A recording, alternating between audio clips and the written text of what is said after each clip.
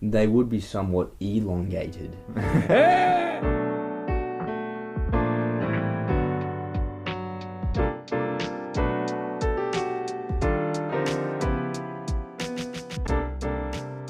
we'll do the thing where I say one word, you say the next word. Sentence-wise, yeah? No. Hello and welcome to Somewhat Elongated. I'm Nicholas Hindley. I'm Lachlan Walker. And today's topic is anonymity. And we should probably start by saying that the topics are, however many sentences after this topic are related to the first topic will vary. But I think it's good to have like a kind of a simple starting point. Yeah. And then we'll kind of evolve from there. Yeah. Yeah. But the reason that I wanted to start off with that topic is because it goes to my fears around podcasting. And you had mentioned that, you've been wanting to do a podcast for a long time. Yeah. I feel like it's been 2 years or something like that, maybe. Yeah. Nick and I have a lot of interesting, deep conversations. And maybe 2 years ago I thought, man, it'd be really... I feel like this is so insightful, definitely for myself, and I feel like other people would enjoy listening to them. So I was saying to Nick, man, that would have been what we just talked about then. Like, we should record that, you know? Yeah. And at first, I think Nick was like, oh, nah, man. Yeah. Well, what was maybe when the first time I mentioned it, do you remember how you felt about it? Yeah, I mean, I think, so part of it is just I think I mentioned to you that like when I'd thought about podcasts that I listened to, they're all from like incredible world-leading expert people. And I, first of all, just don't feel that I have expertise in anything. But then what really turned it around for me was I started thinking about how originally when I started listening to podcasts, a lot of it was to get information. And now a lot of the, like for instance, Conan O'Brien's podcast that I listen to, is not around getting information. It's just around there being a nice environment created by him and his team. And I think I mentioned this to you, but it was like, it reminded me of with Jerry Seinfeld talking about why he thinks that his sitcom was so successful for so long. And he said that they created a good place. Like the audience was invited into this great group of friends with an apartment that probably looks much like the apartments of the people that are listening or watching. And it made me realize that like if I was me listening to this podcast, it would make me feel good that there were a group of people out there that are like-minded, that think like me. So when I realized that I didn't need to be an expert at anything and I could just create a nice environment for somebody like me by having candid conversations with a close friend, that made me less reluctant to do it. Yeah. Nice. Yeah, and I think like probably very few people would listen to a podcast to learn about, oh, maybe not. But yeah, I at least personally, it's not often that I think, oh, I want to learn about this subject, so I'm going to go find a podcast about that subject. I see. You know, do you have? I don't know about subject specific, but like I was like, whatever Tim Ferriss is talking about, I want to learn that. Yeah, okay. Whatever Lex Friedman's talking about, it was much more intense, like study, take notes type of thing. Yeah. And I do that less and less now. Yeah.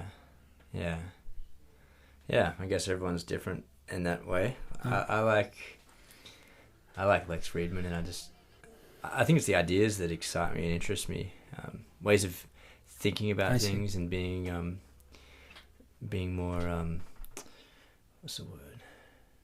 Like open-minded, I think, about different ways of thinking about things, even like things you focus on, I guess. You know what I mean? Like some people will talk about areas that they're like spending a lot of time like researching or like part of their life. It's something that I've never really spent much time thinking about, and it, I don't know, gives you an insight. Yeah. Okay. Nice. So the you mentioned the fear of it, hey? Yeah. It actually occurred to me that we've now drifted significantly away from the topic. But you know, as was expected. But so it is a bit elongated, guys. yes. Yeah, I guess I had a fear of being like I live a very quiet life, with a small group of friends. That's the way I like to do things. Intentionally as well. Intentionally. Not like you've been forced to do that, or yeah. Well, I mean, we could eventually talk about how my journey towards coming to that as like a way of living.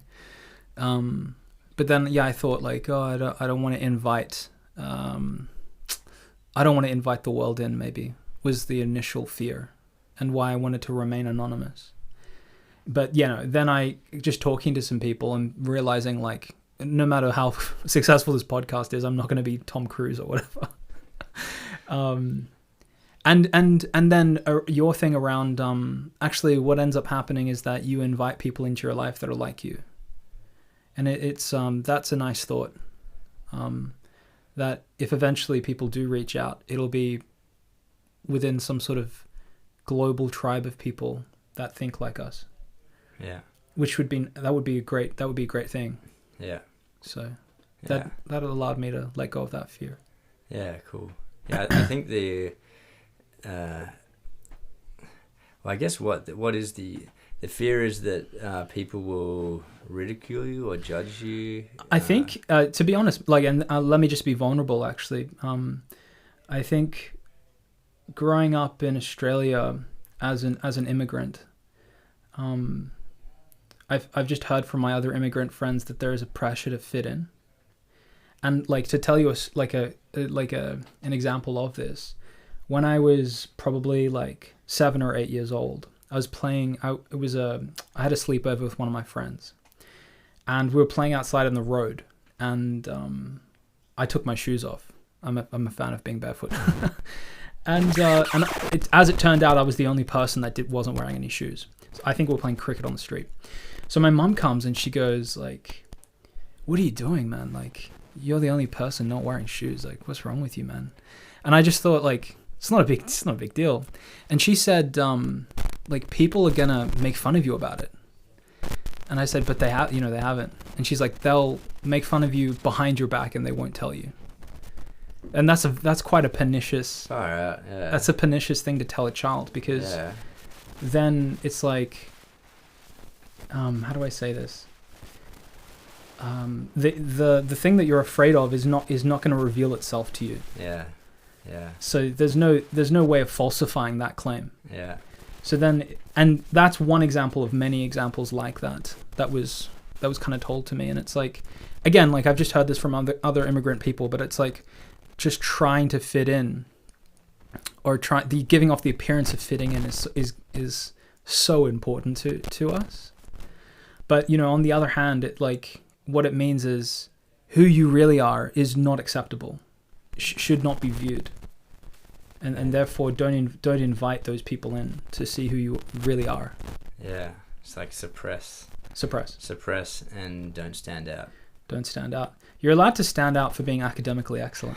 yeah. But you're not allowed to stand out for not wearing shoes. Yeah, that's so. That's funny how maybe like a lot of things, like simplicity is often.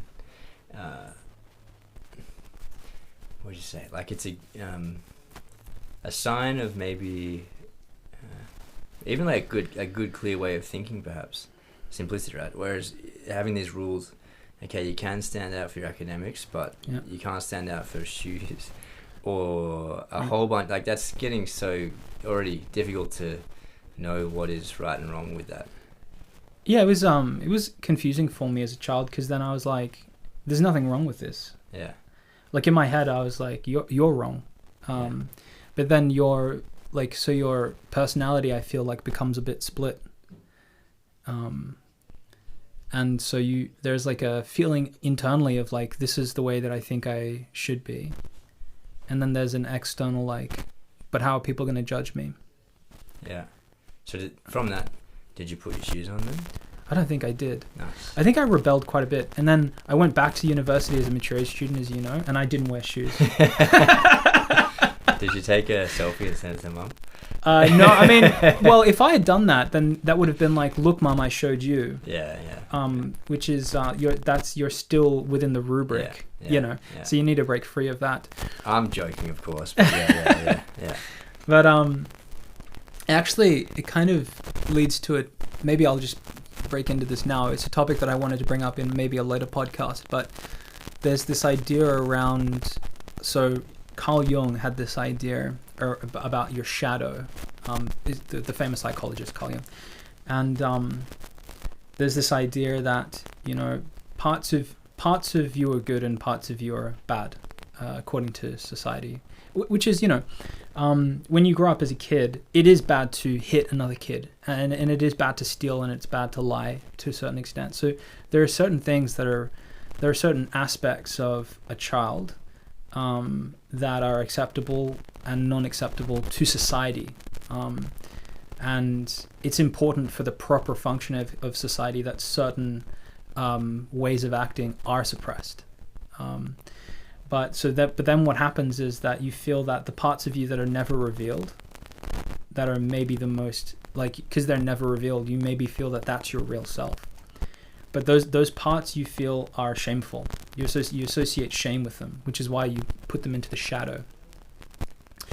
And so you're walking around psychologically fragmented, right? And people know this. Like, when you walk into a situation, there are certain things you say, there are certain ways of acting and certain ways of not acting. But the negative psychological consequence of that is that you feel that you're fundamentally bad.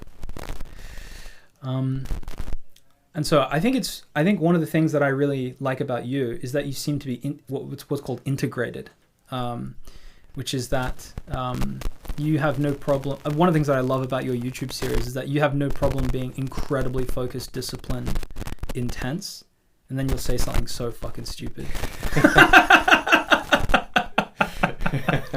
The metal Simba.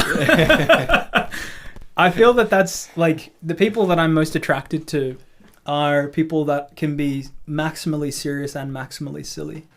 Mm-hmm. Yeah. And I feel that you don't think that those things are mutually exclusive. That's part of being a fully integrated, healthy human being. Yeah. Yeah.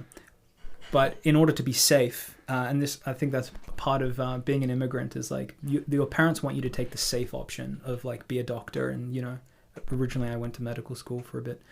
But anyway, the safe option is to suppress all of that, not to be integrated, but to be half a person. Yeah. That's given me a lot of thoughts, man. One thing I thought, like, tracking back to the being intense but also really silly. Yeah, there's I told you about this before. One thing I noticed about Musk and one of his most recent interviews with Lex, he's just so often he finds the humor in like the ridiculous that happens to him as part of his many companies. And he was talking about how they had to get some approval for the launch site in Boca Chica for the Starbase. I think it was there. They had to make sure that the rocket launches weren't going to upset the seal population, like the noise of it. Oh yeah. Yeah. So they had to put headphones on a seal. Yeah. And as he was talking about it, he was making a joke about it, and like he was clearly having fun with the whole situation, which I loved. But I could see someone else managing a rocket company, a different CEO, might be getting frustrated about all this and hating it, you know, and just put it on the thing and get it done and tick off that box as quick as you can.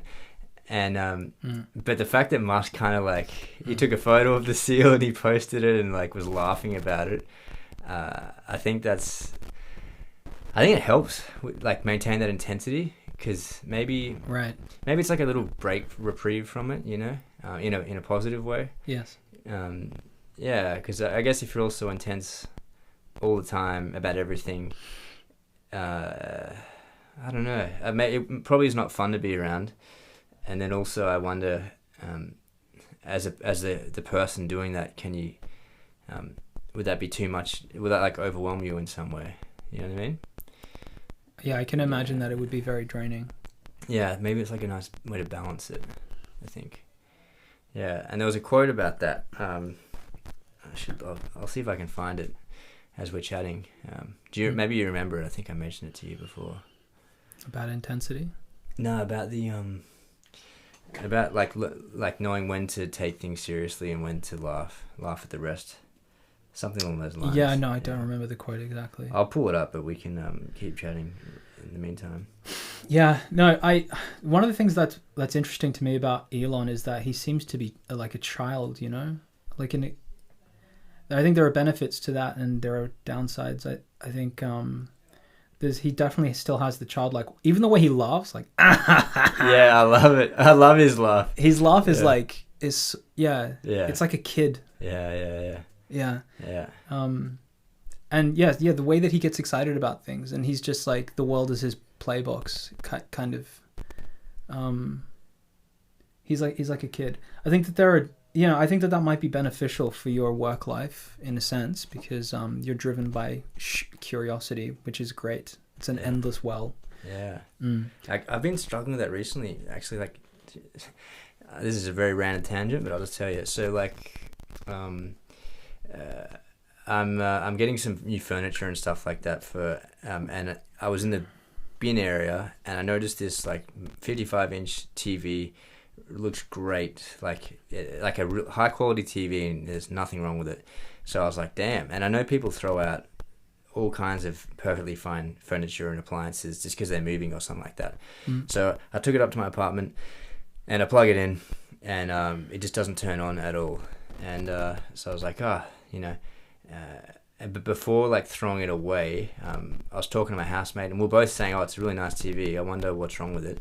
So we took the back off and then we open it up and spending like 3 minutes, we realized like, oh, like on this board there's like a black mark, like something is exploded, or you know what I mean, or a capacitor's burst, or I'm not an electrician, so I don't really know what I'm talking about, but you can see, like, I mean, I've built computers and I could already see, oh, this is pretty much like how you put a graphics card into a motherboard, and this is just like a motherboard for a TV, you know? And then I noticed, oh, there's a board over there for all the outputs, and this board here is to convert the power to the appropriate voltage. Anyway, and then I was like, I'm pretty certain this whole TV is fine. It's just this one little power board that needs to be replaced. Oh, well, like, if you really know what you're doing, maybe that one little capacitor or whatever it is, if you can solder a new one on there, it probably fixes the entire thing. And then maybe the easier way to do that would be just buy a new power board. Anyway, so I'll get to why I'm talking about this. This better have to do with anonymity. So I again, all this is so new to me, so I'm just kind of figuring out as I'm looking at the thing, and it's probably also driven by the fact, like, what a waste. Like, this TV is beautiful. Yeah, I'm sure every other part of it's great. There's just one little bit that's not working, and it kind of upsets me to think, oh, I'll just throw it in the tip. Like, given 99% of this thing is actually really nicely designed and configured for one specific reason. Anyway, so I'm the elongated one. Nick is much more.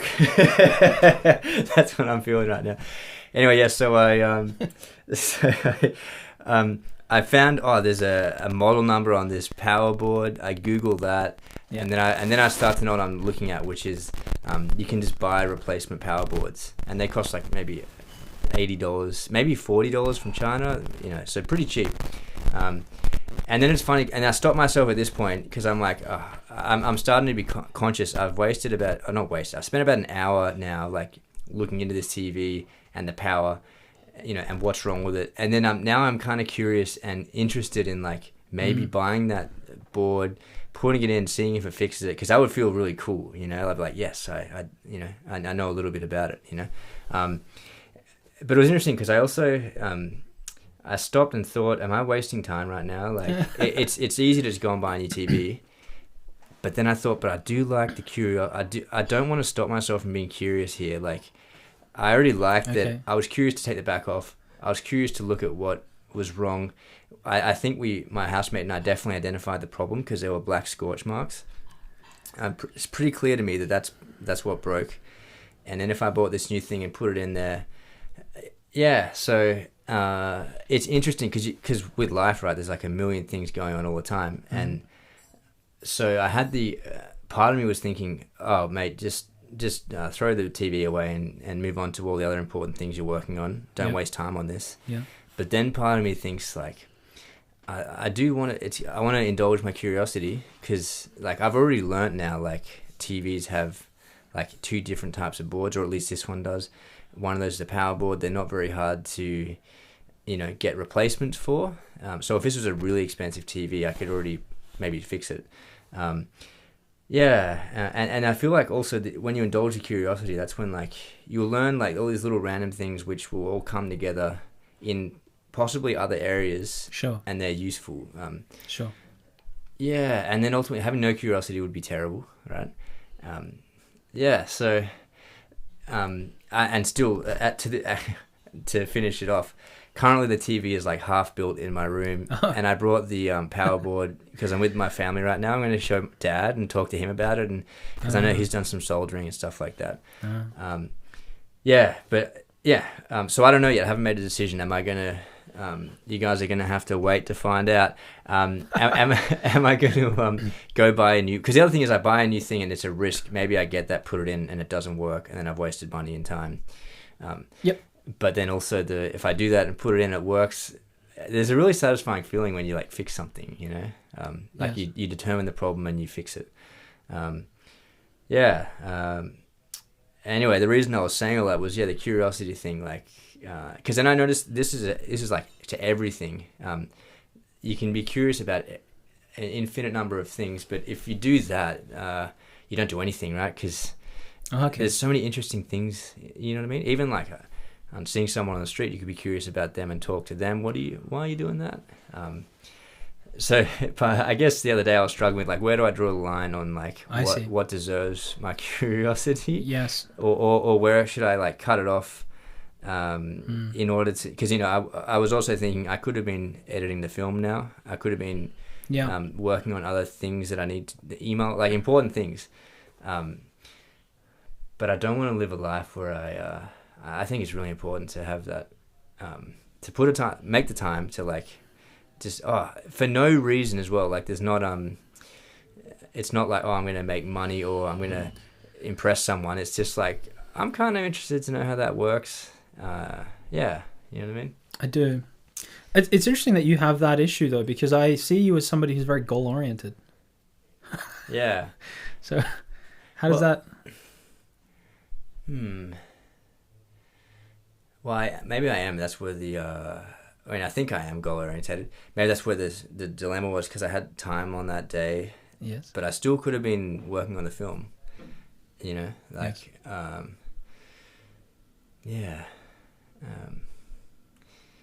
And I've been so busy recently with different things. I feel too busy. One thing we can talk about later is Nick is very good at saying no to things and keeping himself intentionally unobligated with a lot of things so he can really focus on the few things he wants to do. I want to be more like that, but recently I've had a lot more that I want going on.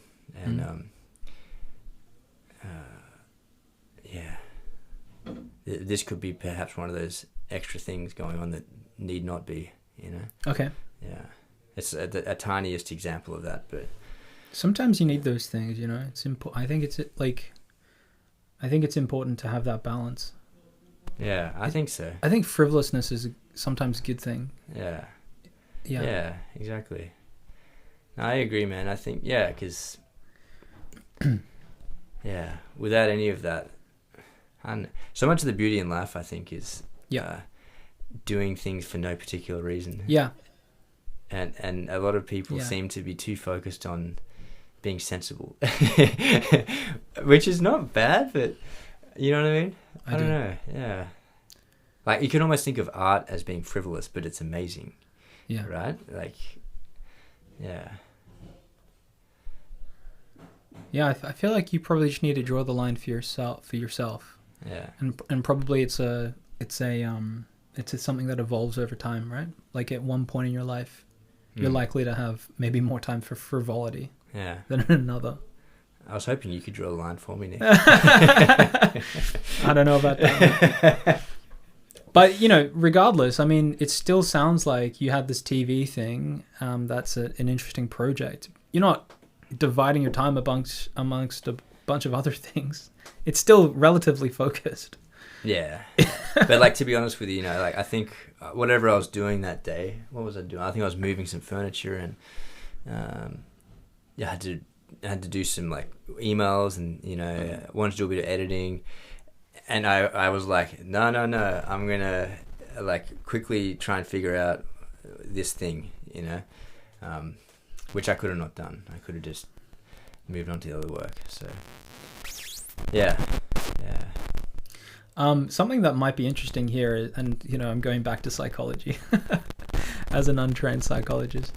But there is this, so there's a psychologist called Dick Schwartz, and he's come up with something called internal family systems. And the basic idea, well, one of the basic ideas there is that it actually almost goes back to the idea of the shadow, where our personalities become fractured. But here we have parts, multiple parts, so that there are things that are pulling us in one direction. So the reason that I brought it up is to say something that you might do in IFS is to try and figure out what IFS? Internal family systems. Okay. Is to try and figure out what part of you is drawing you towards those other goals. So the basic idea might be something like, you know, during your childhood, you might have had this, like, incredible, insatiable curiosity for things that, you know, surface level seem frivolous. And that part of you is not being, let's call it, satisfied at the moment with the way that you're living.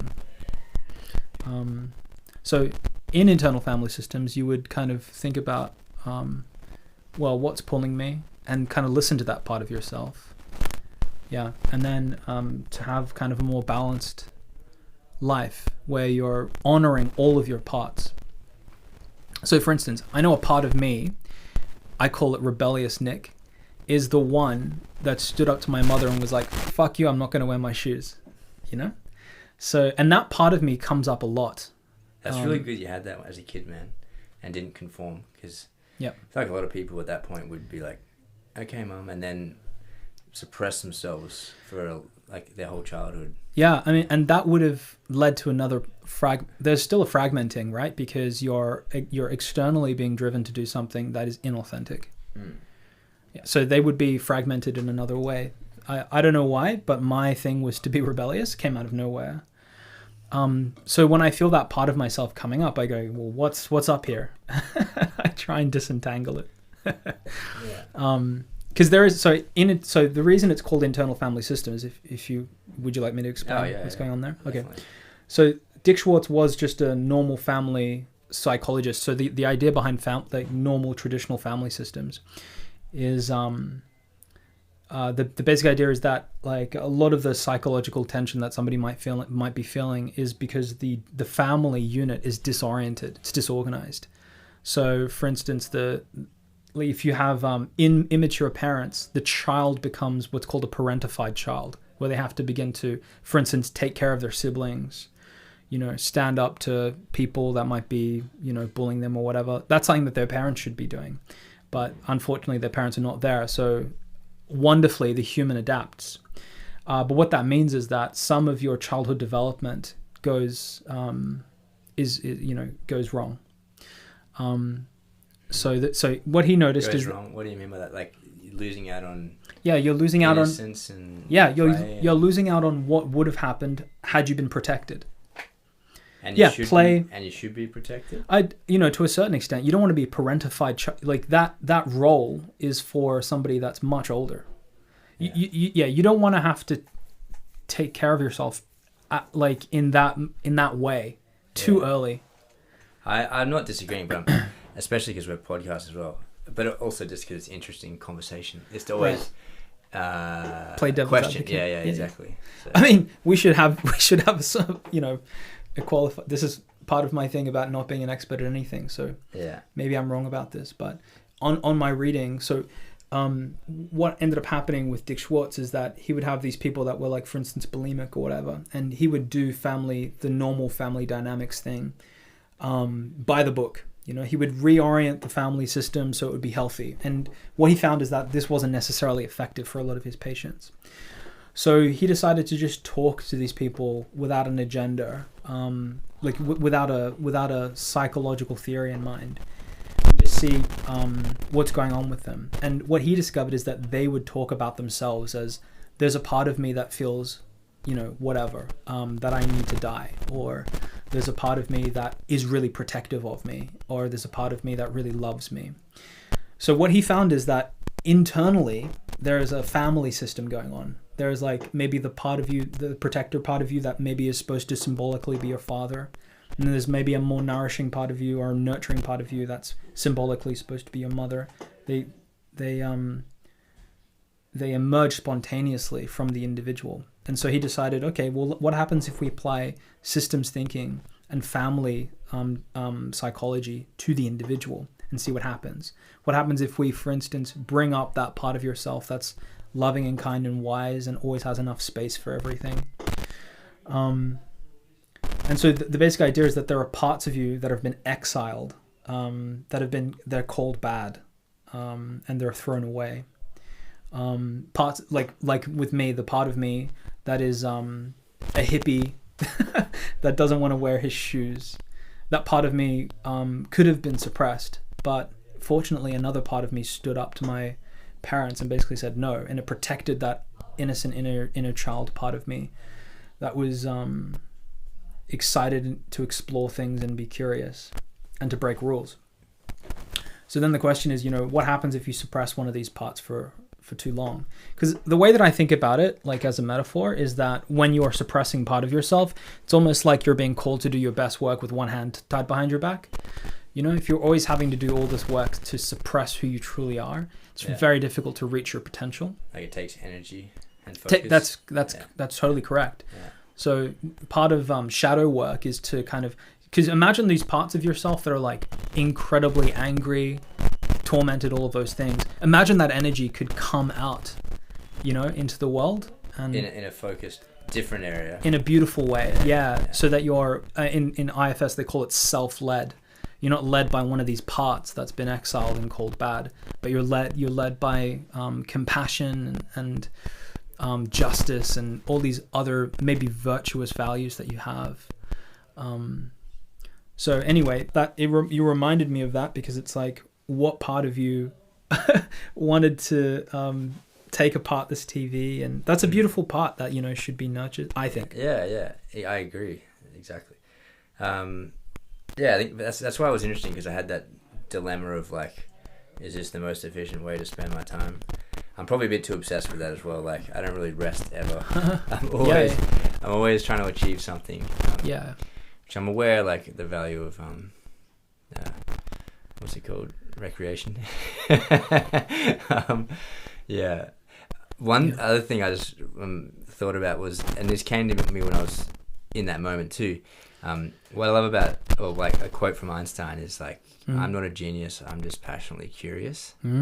I think it's so true, because I think for me, anything I get really good at, it's when you like explore every part of that, you know, what if this, how about that? And like, so you're not just learning the thing, but you're like, because you are curious, that's like that's the fundamental reason. Because you're curious, you'll learn like all kinds of random scenarios. What could happen there? What if I try this?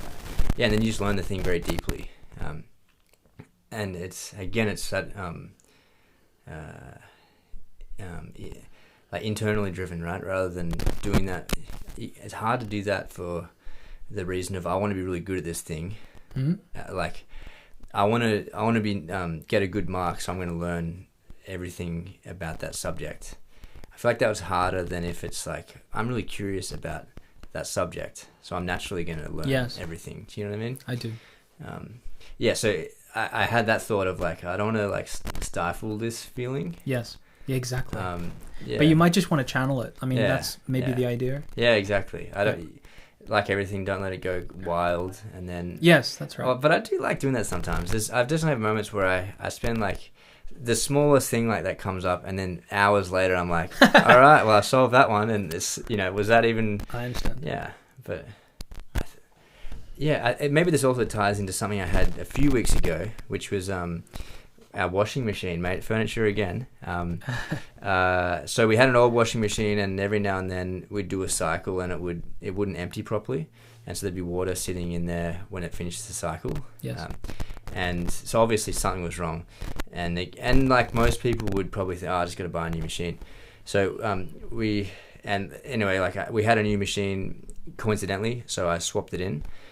And it all seemed to be fine, but then a few weeks later, the same thing where when we finished the cycle, well, it wouldn't even finish the cycle. It would just give you an error message, and then there's water in the thing, like it hasn't drained out. And yeah, it was interesting. Like the thought process for me was like, "Fire! This is an annoying problem. I don't want to deal with this. I got enough things to do. I don't have time for this." Yes. But then I made the time, fortunately, and. Just again, the same housemate. We had a quick think about it. He said, "Yeah, look, the old one did the same thing, so it's not the machine. There's something else." Oh, okay. Which is a good. Nice observation. Yeah, good observation. And I yep, that's right. Well, it must be the drain pipe, right? Because that's where the water drains out. So I took it out and put it in the sink. Like I took it. It was plugged into a particular special the drain hose was plugged into a particular part of the sink under the sink, so it's nicely hidden away. So I pulled it off there and just put it into the top of the sink, so it was like direct. Okay. And it drained perfectly. So then I thought, okay, well, it must be where it connects to the sink then, if it's working there. So I went under the sink and undid the sink, and then voila, yes. There was like a bunch of stuff jammed in the little nozzle into the sink where it goes through. Okay. And so I cleared that out. It was disgusting. Cleared it out, and it worked fine. And the feeling of fixing it was so satisfying. Yes. I felt so good. Just having, not that it was a complicated problem, but a problem I didn't want to spend time thinking about. But putting that little bit of time aside, thinking logically, what's the problem? Where could it be coming from? And then figuring it out, it felt awesome. And I would say that's a little bit of curiosity there, right? Rather than just saying, you know what, I'm going to call a guy to come in and swap these machines or whatever. Yeah. And anyway, so I feel like it'll be the same feeling if I fix this TV. That same feeling of like, it's cool, not being completely useless, being able to do some basic... And one other little part on that was when I was researching these power boards. So I think it's called a power board. I should look this up. Sorry guys, but it's the part that converts the voltage and amps, I think, into what from the wall into what the TV needs for its components. Oh, okay. You know what I mean? Transformer, I think. Okay, maybe I've got the board here, Nick. I'll have to get it for you later. Anyway, a lot of people online, when people are asking, because I'm just Googling, trying to learn about it. Yes. A lot of people, well, not a lot of people, but some people said, "Oh, mate, don't mess around with that. Like those voltages can kill you." Yep. Which is probably fair. Yep. It was a good warning. Yep. But I also thought, guys, I hope you're not like stopping people from being curious. Because if you tell someone like, don't open that TV because you might kill yourself. Yeah. Then that person's never going to learn about anything. I do. And then I read like, because even with it being unplugged for a long time, dangerous voltages can remain in the capacitor or whatever. Yeah. I don't know how true that is because I'm not an electrician, but part of me thinks like, I don't like the idea that if you're wrong and you're stopping someone from exploring, then that's really negative. Yes. Yeah. So I don't want to kill myself, but yeah, be careful. Yeah. But I maybe to make that broader, it made me think. I think a lot of people limit themselves by thinking like, that's dangerous, or that's only for professionals to do that. Yes. You know what I mean? Where there's a lot of things you can do yourself. Yes. And maybe if you just don't have any time, which is what most people do, get someone in to fix it, and that's fair enough. But maybe they don't think like, I could figure that out. And I think for me, this all stems from building my own desktop PC when I was in high school. Yeah. fortunately my parents supported me in Yeah. you know, I didn't want to just buy a computer because I was never quite impressed with like this. Maybe whenever Dad got a new computer, I was like, oh, that's cool, but then it wouldn't run the games at full graphics, and I was like, well, that sucks. So then I researched a bit and learnt. Yeah, and I just wanted to build a computer. I don't really know exactly why. Maybe because I wanted to learn how it all works. It was very daunting. I remember being very worried about damaging these awesome, pristine components that I'd spent like a month researching.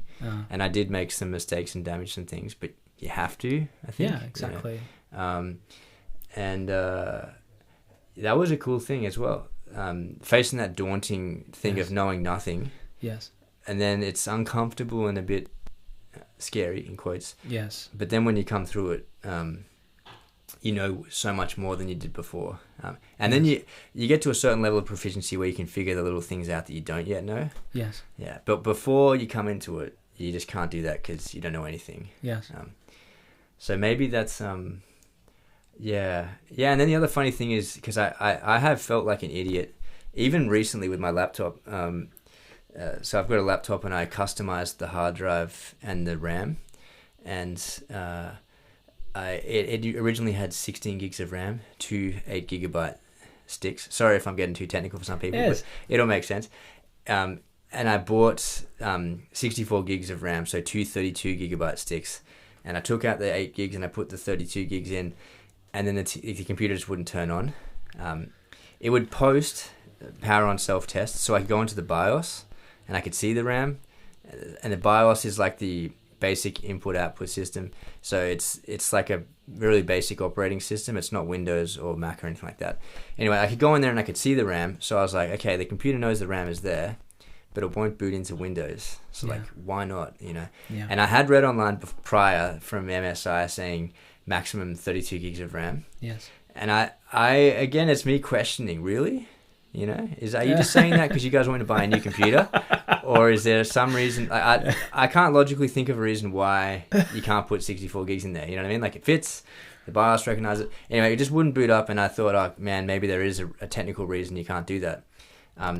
Anyway, and I remember, this is kind of how it always is, in the middle of this process of like having done something to my computer and now it's not turning on, feeling like an absolute idiot. You know what I mean? Like, I've wrecked my thing. I understand. I was texting my mate and asking him some questions, and I think he was like, this is why I just get the pros to do it, or this is why I just buy a new laptop. Don't have to worry about any of this stuff. Which is fair, but I like the curiosity of like, nah man, like now I want to learn, why is this not working? Yeah. You know, like, what is it that's limiting? And anyway, and in the end I went and bought 32 gigs of RAM, so I still upgraded it from 16 gigs, and I put them in and it worked fine.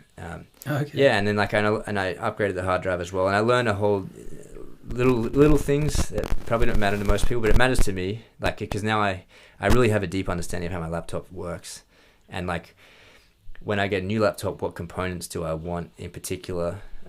And again, it felt awesome to have like upgraded my laptop. Yeah. But you go through that midpoint of the scary maybe point when you've taken the risk, you know. But the flip side of that is that you're always relying on a professional to fix your problems. Right? And I would rather, I think I'm the kind of person that would rather be a bit competent, spend a bit of extra time figuring the thing out, but then, you know, once you figured it out once, next time something like that happens, you'll address it much faster. So and I think it all, again, it's just a curiosity thing, so maybe that's definitely why I want to foster that, because it comes in all different areas, right? Like the same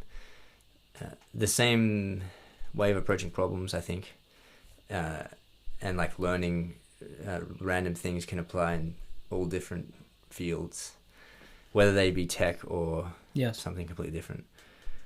Yeah. I can't quite remember how we got into that one. We should call this podcast Lockie's Tech Tips. Yeah.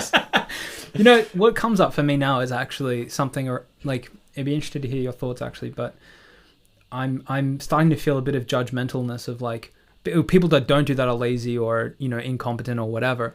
But I think that's Judgmentalness from me? No, not from you. Okay. Like from it's a thought that I had, not from you. Okay. To be clear. Gotcha. But just saying that's a hypothetical story that one could have. Yeah. And I think it's just a choice, right? Like it's fine. It's fine that just said, "Oh, sorry." It's fine that your friend. See, this is the issue. Yeah. We'll figure it out later, but yeah. Sure, it's fine. I think it's fine to have the notion that, I'd rather just do it for convenience sake, just get somebody else to do it so they don't have to worry about that, and then I can worry about other things. Exactly. But I do think that, it's interesting, man, because I feel that there's this interesting, there's a gap for certain people where it's like you either do the safe thing or you do the excellent thing. You know what I mean? Like there's the risk oftentimes is, don't start the business because it's risky, or don't take that apart because it's risky, or don't go for the iron cross or whatever. I'm sure you do a bunch of risky shit in your gymnastics. You have to, that a certain amount of risk is necessary in order to shoot for amazing. Yeah. So there's like a balance, right? Where some people would rather, not a judgment, but would rather have, just a comfortable life. And like a certain outcome. But the thing is though, Lockie, I feel like it's never certain, is it? The illusion of certainty, because it reminds me of I used to have a group of friends that were in finance, and just like you were actually, and they would say things like, yeah, like it'd be nice to do what you're doing, but I need a job, I need to make money or whatever. And eventually half of that friend group, they were made redundant.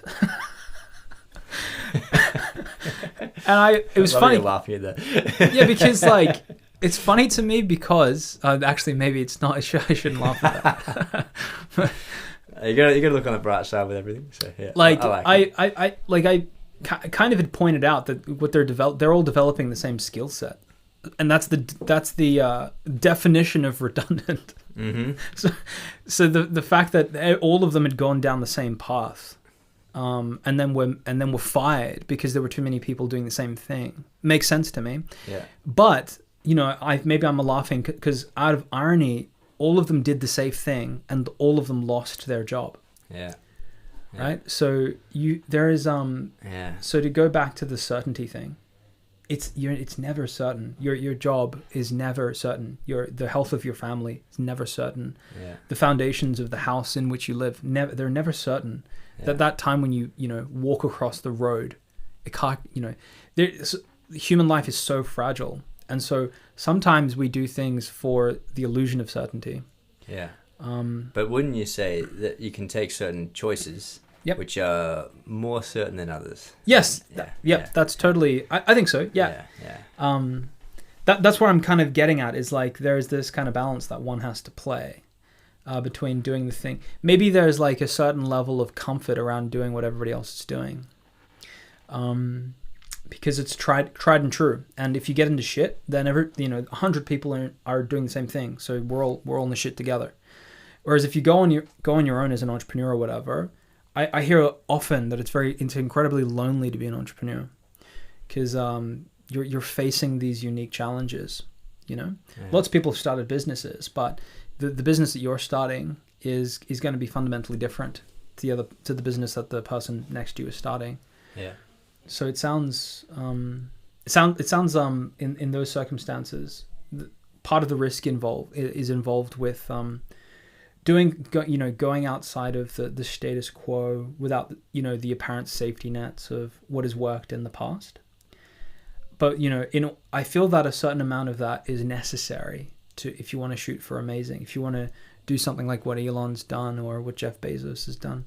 All of those guys have faced incredible adversity of like, even from close friends of like saying, hey man, you want to start a rocket company? I mean, here's a dozen videos of rockets blowing up, probably doing that for his benefit. Yeah. Right. To be like, and Elon had his reasons for being like, well, I thought I was going to lose that money anyway. Yeah. I think,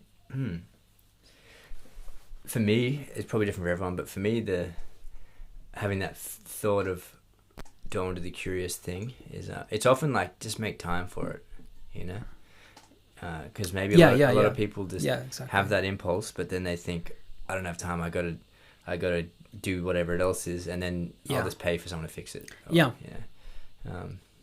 Which is I totally respect it, because trying to be self-aware, I'm sure there's probably other areas where I don't do that at all that other people might, you know what I mean? Yes. Like exactly. I'm trying to think of what those areas might be.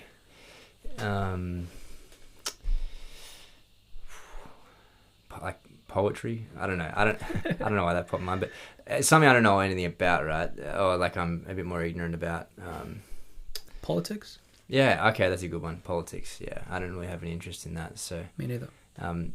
Maybe like an issue pops up in the news and someone might mentally be curious and delve into that area, whereas I'm less likely to do that. Yep. And then instead of them also then delving into the TV that stopped working, they're spending that time on the politics thing. So yeah, that's the same. Similar. I mean, what comes up for me is like, this is going to sound woo-woo-ish, but it's like, is the light force motivations versus dark force motivations. So are you being driven towards out of a sense of curiosity, or are you being driven away from it because of fear type of thing? So for instance, with like current affairs, I think, people know that, what comes up on the news cycle isn't necessarily, it's typically negative. It's not necessarily a balanced perspective of what's going on in the world. We hear about basically the worst things, and that's because, mammals will perk up and be like, well, where's the danger? So it's interesting, man, because like I feel like oftentimes we're driven in our careers to make decisions on the basis of fear rather than, for instance, love. Or, it might not be love of a person, but I mean like love of a thing, curiosity, joy, those kinds of things. So, and I feel like, although it's interesting, because I think I heard this thing from, I might have been either Andrew Huberman or Jordan Peterson, but how they were talking about how, like, a rat can be driven forward by cheese, or it can be driven from behind by the smell of a cat behind it. And actually, if you do both of those things, it's at maximal motivation. So... And, one of the things that actually just came up for me is that I think one of the things that we have in common is a fear of like... You and I? Not living a good life, or, living an inauthentic life. Or a squandered life. Squandered. Yeah. So that's a fear that maybe we have that drives us from behind as well. Yeah. In addition to the curiosity and the joy of doing the thing. Yeah. Nice. If I can, just to draw back as well, I got that Elon quote. Yes, somewhat elongated. You guys have been waiting for that, right? On tenterhooks. We're talking about how how he's often finds a humor in things. So the quote was.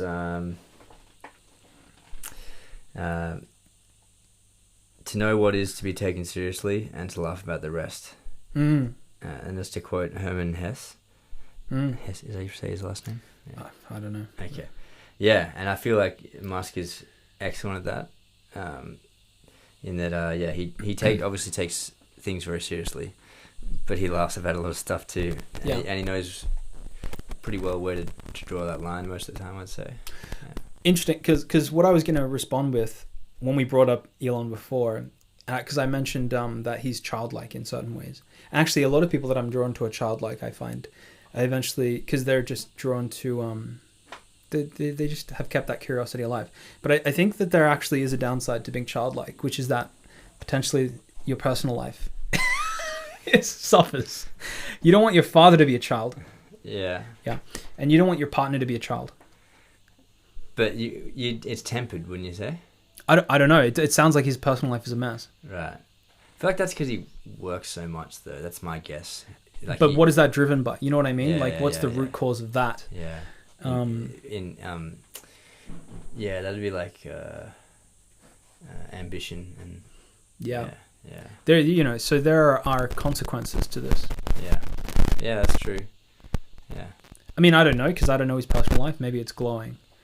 Yeah. But No, it's true. I guess I've taken an intentional hit on my own personal life making this film this year. I see. Like I've intentionally told my close friends I'm probably going to see you less. You know, I even told Nick I see. in the last week of shooting, hey man, just probably this last week here I probably won't be very responsive because I'll just be so focused on trying to have everything ready. Nick understood, but technically I was taking that little hit. So yeah, It's a balance. yeah. Life is a balance, man. Yes.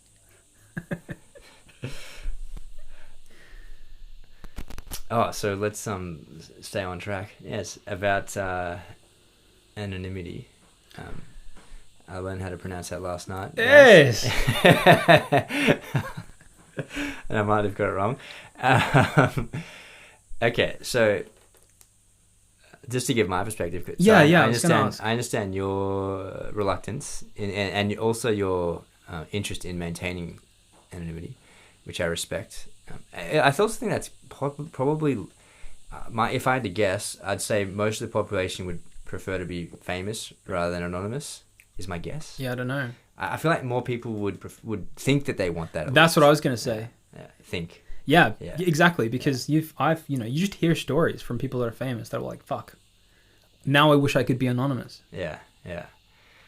So I get it, and I have some friends that share your take on anonymity being a virtue, like desirable. Desirable as opposed to being famous.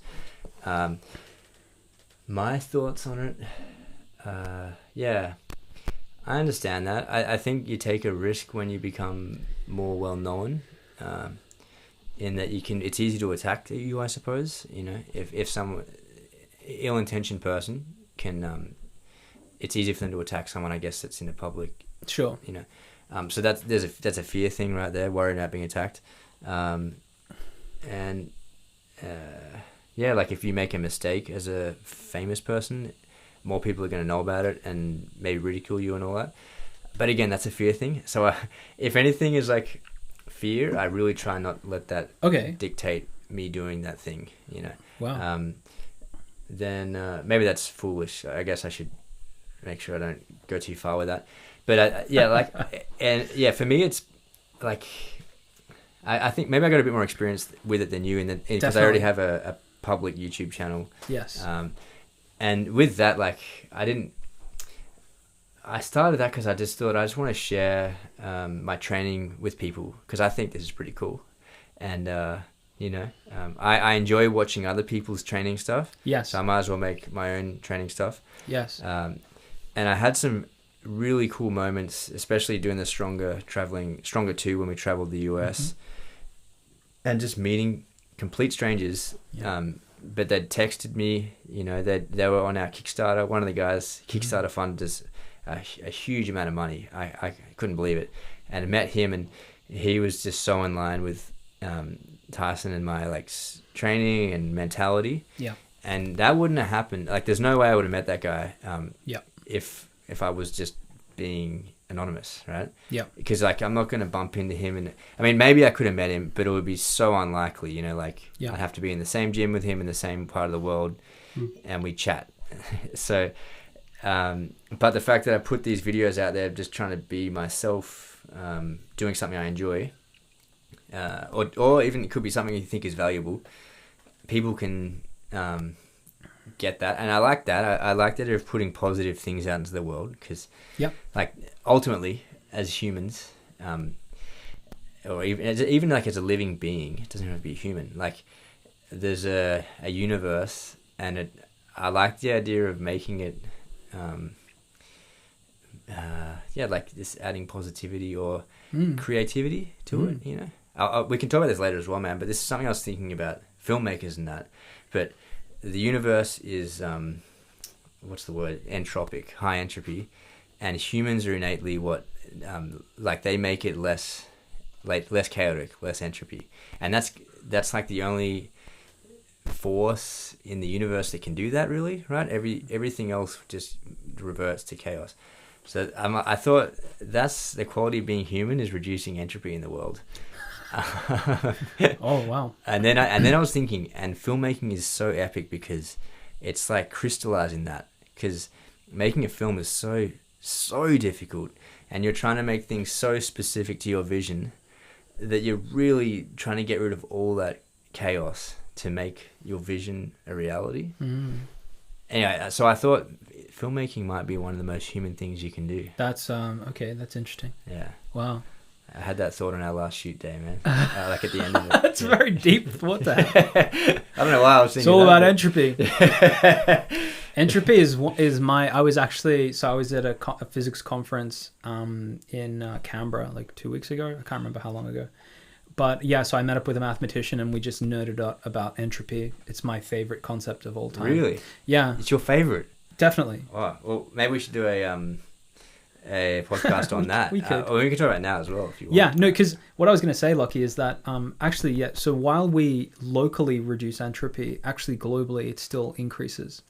Okay. So you make something more organized somewhere else in the universe becomes becomes more disordered. So wait, as a result of that? As a result of that. How so? So for instance, like your let's think about this. Actually, maybe let me come back to it. I'll try and come up with a good cool. example of reducing local entropy but increasing global entropy at another podcast. Let me not come up with one now, but yeah. That's exciting. I didn't realize it was your favorite topic, man. That's epic. It's definitely my favorite concept in all science. Cool. Yeah, maybe should we? I can talk about it briefly now, which is that. So I studied chemistry for my first degree, and it was like one of the things that I found annoying about organic chemistry is that a lot of it is rote learning. So organic chemistry is basically the chemistry of carbon, and so I went into synthetic organic chemistry because I wanted to learn how to make pharmaceuticals for cancer treatment.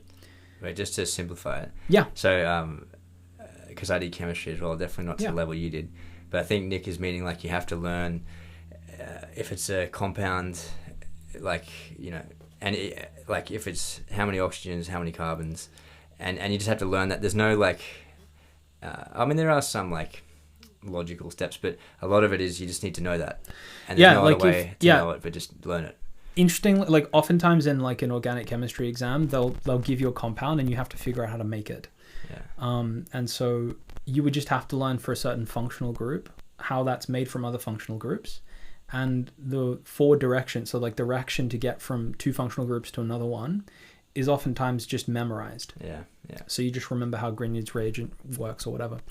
I didn't really like that because I studied science to learn how to understand things. I didn't want to. That's why I dropped out of med school because it seemed like rote learning. So and is it because you think that's just a waste of, like, you can write that down in a book so that you can check that. You don't need to learn that. It's more learning how to apply it. And I can definitely see the benefit of it, but for me it just wasn't very satisfying. So eventually when I came to third year and we started to talk about the thermodynamics of these organic reactions, it really clarified things for me, because things will only go in the direction of increased entropy or increased Gibbs energy. And so you can think about these reactions in terms of the way that electrons are being distributed. It all comes down to electrons basically at the end of the day, how they're interacting. And once I understood the thermodynamics of how organic synthesis happens, it was just like it was so relieving to know that there is something underlying it that we understand that means that these reactions happen in this way. You don't just have to memorize it. So that's where I fell in love with Gibbs free energy and entropy in chemistry. Then I came back to university to study mathematics as a mature student, and I found that entropy came up in information. So the way that we measure information or the complexity of a system comes down to entropy as well. It's the same exact notion. And am I correct in saying entropy increases as time increases? Yeah. Entropy, like, so the reason that the arrow of time moves forward is because of entropy, and again, we can reverse entropy locally, but globally something else fucks up. Okay, I'll be very curious to talk to you about that in more detail, man. Because I still don't quite understand. I haven't. It's a very fresh concept to me. Locally we can use it, but globally that increases It it. increases, yeah. I'll have to think about it. I think I can get a Actually, like an niggle idea around just came into my head, which is imagine you had like you had a burst pipe in your house, so like water went everywhere all over the room, and what you did was you took a, I don't know, vacuum cleaner or something. You took something that allowed you to suck all the water out of the room, and the room eventually dried, and it went back to the way that the room was before. Now, what happened in doing that was that you pumped that water back out, let's say, into the ocean. Yeah. So now you're increasing the entropy in the ocean Yeah. because there was a bunch of molecules and Yeah. what we call microstates that weren't there before that are now there somewhere else.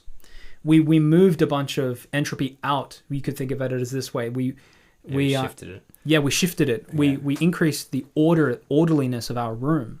Yeah. But in doing so, we shifted that away from somewhere that's not our problem. Yeah. Okay. I'll have to think to how, like, because to me, filmmaking is like, bringing a whole lot of ingredients together. Yeah. To make a scene look like I had in my mind.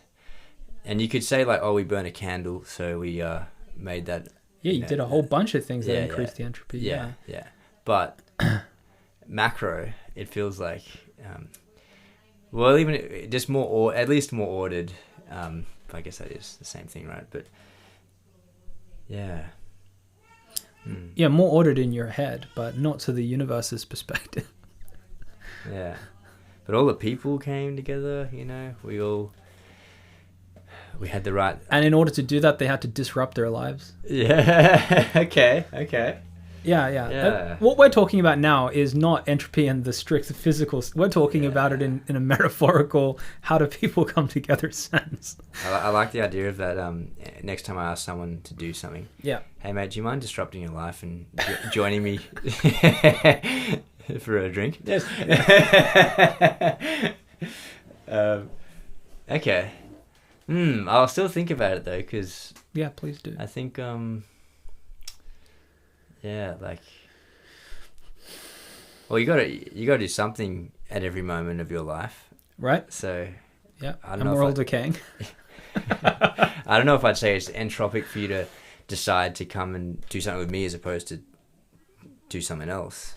Well, again, like we're thinking about we're thinking about it in terms of like a metaphor of like how to rule one's life. When the entropy happens at like a molecular, it's at a physics level. Yeah. So it might be psychologically more ordered for us. That's got nothing to do with the entropy of the universe. Yeah. Okay. What? But like, you know what I'm getting at with that, right? Like humans, they're the only thing that kind of orders things, as opposed to just letting them. I understand what you're saying. Yeah. Like a toilet comes to mind. We're getting rid of waste in one place, but then it gets it goes somewhere else that we don't care about. But I was thinking as well, like animals do it too. Like birds build nests. Yeah. That's kind of making it a bit more ordered. Yeah. And all those kind of things. So I thought it was like a property of a living being, pretty much. But when they make that nest, right? Like let's say they're breaking a twig off a tree, so they made the tree less ordered. Yeah. Right. And then what if they picked it up off the grass, clean the grass a little bit? Yeah, but like what I was gonna say is like, okay, so we're making a nest, and then we're having birds, and then those birds are gonna go create a bunch of other chaos, man. Yeah. It always eventually increases. Yeah. I still like my thought right now though of the it being a very human endeavor, the filmmaking pursuit. Oh, definitely. Yeah. I don't see any birds making films. Edinburgh, mate. Yes. True. All right. That's Sorry, fine. that was a tangent on my my thoughts on like the fear of, or like anonymity. Yep. So I think it's led me to those beautiful just those particular interactions when I've had it once where I was walking on the beach and a guy was like, "Hey, you Lachlan? I can see the frame around you, man. Like the YouTube frame." And like I just met this guy that was interested in training, and we trained together, and it was awesome. Like So it's just so cool. And anyone that I meet that knows my channel, they pretty well know what I am interested in, right? So we'll connect pretty quickly. And I Yeah, suppose yeah. if you don't like my channel, you wouldn't know me or you wouldn't talk to me or like that, and that's fine. You know what I mean? So it's almost like a filter Exactly. in a way. Yeah, no. Yeah, absolutely. And I think absolutely well, also like I hope what I'm doing is valuable and helpful to people in some way. Yep, I think so. And so I think all these little positives really far outweigh the fears Sure. you might have. So yeah. That's for me. That's the thing. I think it's a net positive thing. And I really see those negatives as very minor. Whereas, like, if someone's talking bad about me, okay, of course no one likes that, but I really try not to care about that. Yeah, I probably wouldn't see it anyway. This is something interesting though that Nick and I also spoke about before was I think I'm pretty good at if I read bad comments about me or whatever, I like either laugh or just I don't care. Yep.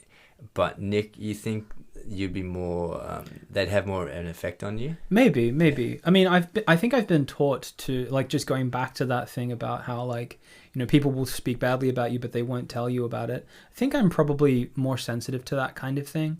But, like, again, like, I just probably wouldn't see it. Like, I don't have any social media presence. I don't really I just have the way that I think that I compensate for that is that I just have way fewer inputs. Okay. Yeah.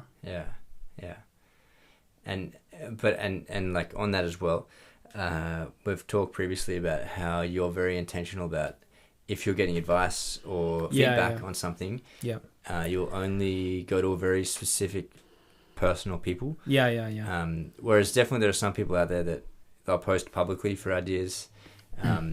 I think I'm a bit more in the middle where I don't just want to get anyone's ideas, but I think I'd ask a few more people maybe than you would about something. Yeah. Because I feel confident in being like, I like that. That sounds good. Yeah. No, that does not sit with me at all, right? Yeah. But you think that maybe it will you're more prone to be influenced by it, do you think? Maybe. Yeah. I also think that I'm just annoyed by noise. Okay. Yeah. I don't like it. Yeah. But at the same time, man, like, I have a lot of inputs in the sense that I read a lot of books and I listen to a lot of podcasts. Like, I have a lot of inputs. And what I would say is that, like, when people say, like, not saying this about you, but, like, when people say, like, I just want to get advice from everywhere, you know, what actually is happening there is that you're filtering, but it's just very lazy, because you can never get the full, the full complement of information about a given topic. Mm-hmm. So all that means is, like, you might have been asking the people that are in your feed or, like, in your local neighborhood of people that you can ask. Yeah. It'll still be incredibly filtered. Yeah. It's just that filtering was less intentional. You'll have way more noise. I think so. Yeah. I don't know why, man. I just, like, I get frustrated by noise. I don't like it. I don't like entropy, mate. Yeah. Yeah. No, that makes sense. It's like a distraction. Yeah, I don't like being distracted, but I think it's like, I think one of the, I think it's just very apparent to me that we're just dying. Time is very finite, and maybe even what's more important than time is attention. Because people can spend the exact same amount of time doing a thing, have very different outcomes, have very different experiences of that because of the way that they attend. Mm-hmm. So I think I'm just incredibly selfish with the way that I want to direct my attention, very intentional with it. And I hate the feeling that I'm attending to something that is not, I don't know, interesting or... your own choice. Yeah. But at the same time, though, man, it's like, I came over here on the train, which was like 2 hours or whatever, and I just, like, blankly stared out the window. Like, it's not like I'm... That's cool. I'm always wanting to... Yeah, because I feel like that's a great thing to attend to. Like, it's just beautiful here, and that's fine. Much rather do that than, listen to the news or something. Yeah. Which is ultimately, I feel like, a distraction, because most of the stuff you hear there would... Yeah. You can't really do anything about it, and... Yeah, that's the... Yeah. Anyway, we could probably talk about that in another episode. I'm very frustrated about all that sort of stuff. Yeah. But, I was going to say something about attention. Yeah, I'm also very open. Like whenever I've done psychometric testing, I'm very high in openness, meaning like I have no problem like taking in a bunch of different concepts on a thing and being very ambiguous about, okay, that might be true and there's something true about that. I'm very happy to I'm the opposite of dogmatic is maybe one way to think about it. So for me, if I get too many inputs, it's easy for me to see the good in all of them, and then I won't be able to act. So it's an impediment to action for me to have too many inputs. Yeah. Because I can easily pontificate and journal and that's cool. That's like that curiosity, you know.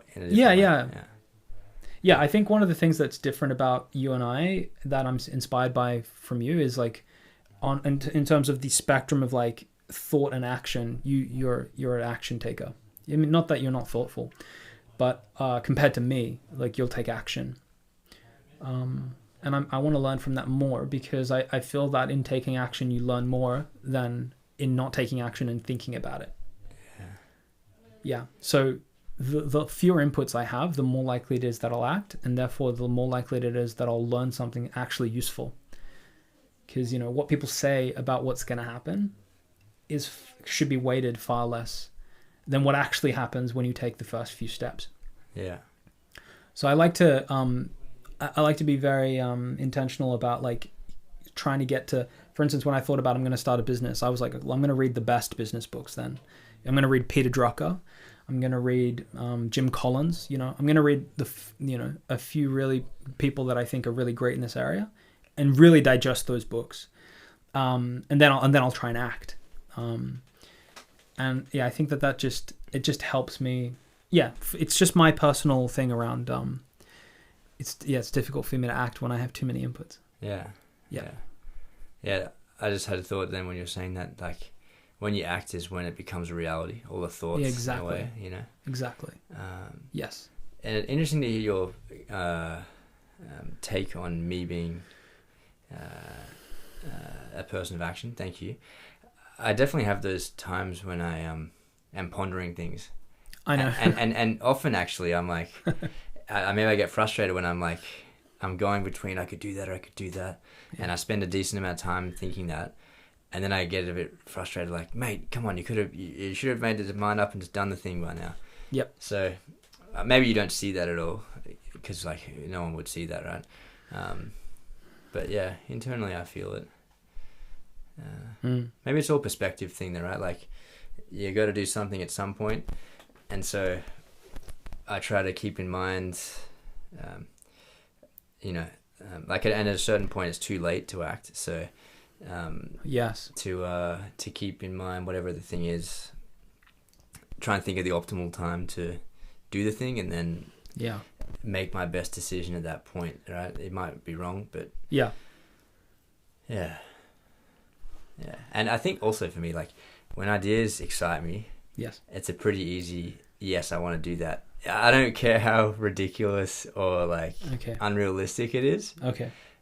Because I think that's the most fun way to live, right? If you're doing the things that are really exciting, and that especially if they're not realistic, because then like the crazy unlikely opportunity, the unlikely outcome is possible. Whereas if you're if you're not taking that risk, then like you said, you have the certainty, but I mean it's not certain, and also the outcome is not as exciting, maybe. Yeah.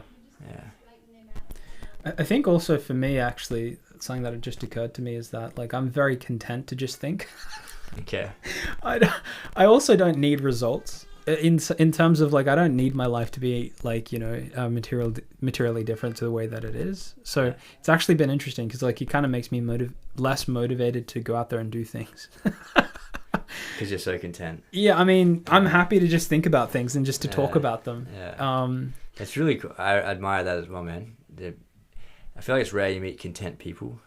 Right. Although, like, I don't know, man, because I see the downside to it of just like, am I less motivated to do things, act in the world? Yeah. I don't know. I don't think that I am. Like, I think that I'm happy with what I'm doing in the world. But you know, again, it's just on the spectrum of inaction versus action. I think sometimes I can be more on that inaction side, especially if I'm so happy just talking about things. I think that's probably why I try and surround myself with action takers as well. You know, actually, that's maybe one way to think about it, is just, you know, figure out what you're like. I'm on that end of the spectrum, so I'm probably going to be more thoughtful than a person who is just interested in brashly taking action. So it's good to have those people around you and to work in teams with those people that kind of balance you. Yeah, because more and more I feel like the idea, like we talk about balance often, and more I feel like, yeah, almost like the global entropy versus local entropy thing. It's like locally you might be very unbalanced, but then within a team, okay, you know, yeah, true, it naturally balances out. Yeah. I think that's an interesting way to think about it, man. Like if we think about it in evolutionary terms, I just think it makes sense that, like, you know, you would have a tribe of people that have like diverse skill sets and ways of seeing things and roles within the tribe. Then if everybody was balanced and kind of doing similar things, I think it works out better for the tribe. You'd have a lot of redundancies in that tribe otherwise. Too many bankers, mate. What was that? Too many bankers. Yeah, exactly. Yes. You lose your job. Yeah. Yeah, no, that's a cool way to think about it, man. I like that.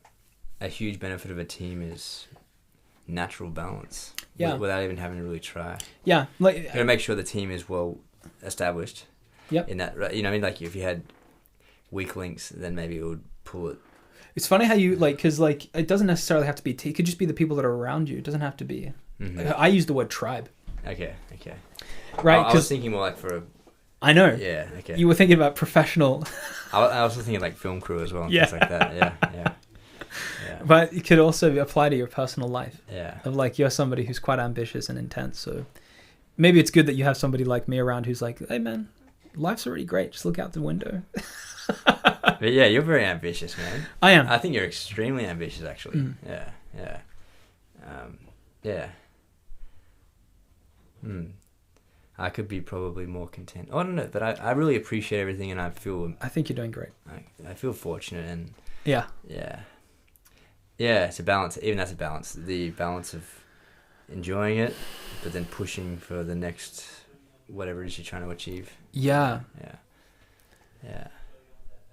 Yeah, and you know, the thing that I've decided is that we're all just dynamic creatures. You know, we're never going to get to a place of balance and then it's balanced all the time. Yeah.